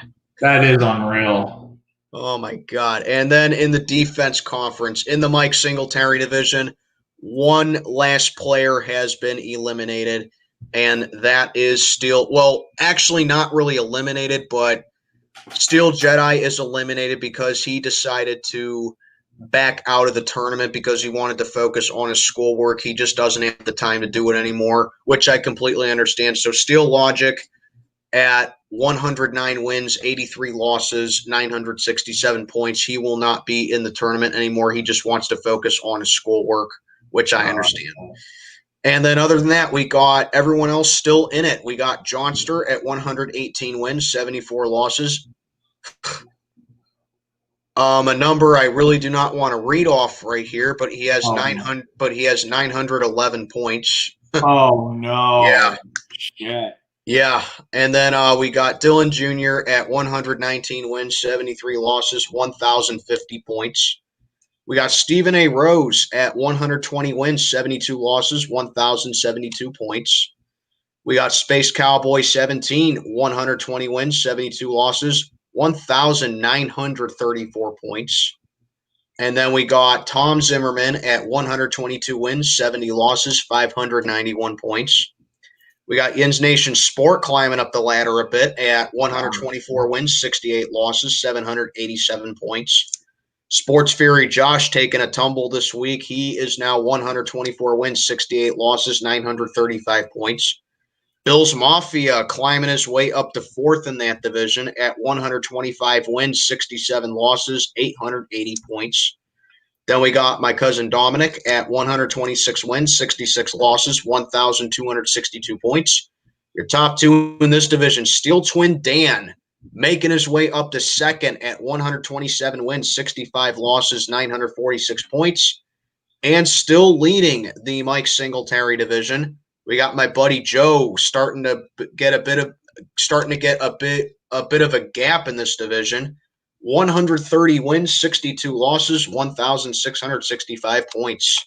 Nice. And then in the Mean Joe Green division, Yeah. everyone is still alive in this one. We got Mike Coyne at 116 wins, 76 losses, 845 points.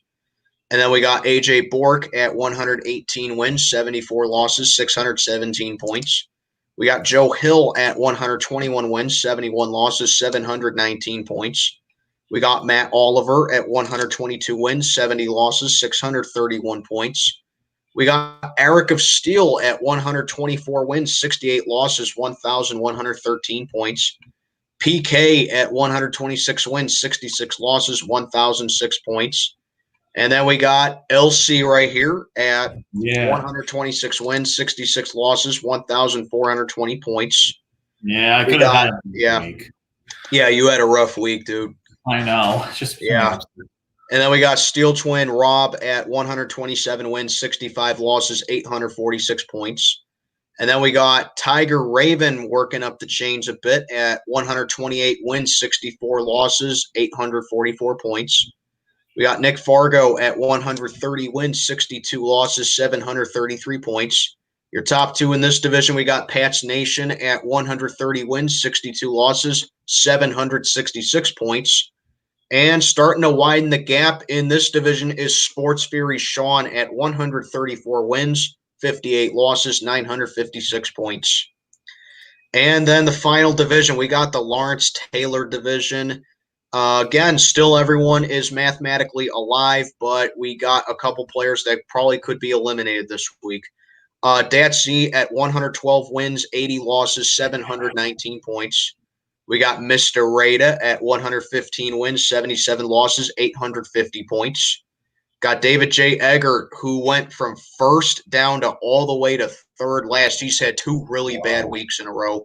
117 wins, 75 losses, 671 points. We got Leedy at 118 wins, 74 losses, 921 points. Dylan Hickman at 120 wins, 72 losses, 574 points. We got NYG Man at 120 wins, 72 losses, 824 points. Brent Serenko at 120 wins, 72 losses, 1,225 points.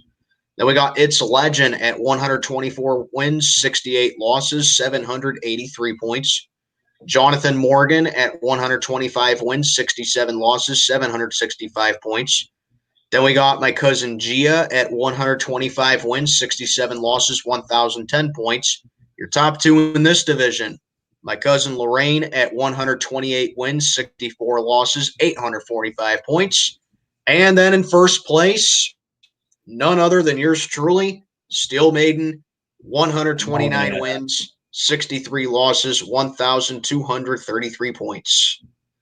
And then your playoff picture, if the playoffs were to begin today, your division leaders out in the offense conference, Brian King, first overall, has clinched a playoff spot at 100 Brian King has clinched a playoff spot, as has Brandon Rogers. He'd be the second seed. James Perry would be the third. Your home field clinchers would be Marcus, Devin, and Lady Steele. And your two wild cards would be Julian and Robert. Out in the defense conference, your division winners would be Sean from Sports Fury, Joe, and myself. Your home fielders would be Pat's Nation, Lorraine, and Dan. And then your two wild cards would be Nick and Tiger Raven. And then we do have a couple of clinching scenarios for week 14 in my tournament. Let me pull that up really quickly. No problem. Go ahead. Yep. So we do have a couple of clinching scenarios, and of course, wouldn't be a Steel Maiden stream if my Wi-Fi didn't mess up, but Damn. give me 1 minute here. No problem, man. Go right ahead. Okay. Okay, here it is. So your clinching scenarios for week 14 in the Peyton Manning division.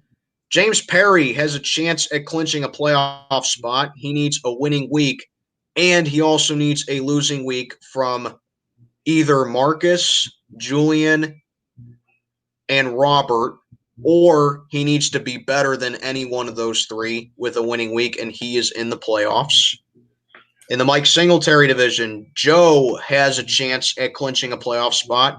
He needs a winning week, or he can do it by having a better week than Dan.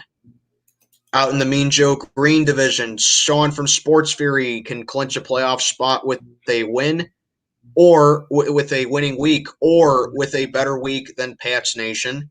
And then in the Lawrence Taylor division, I can actually wrap up a playoff spot this week.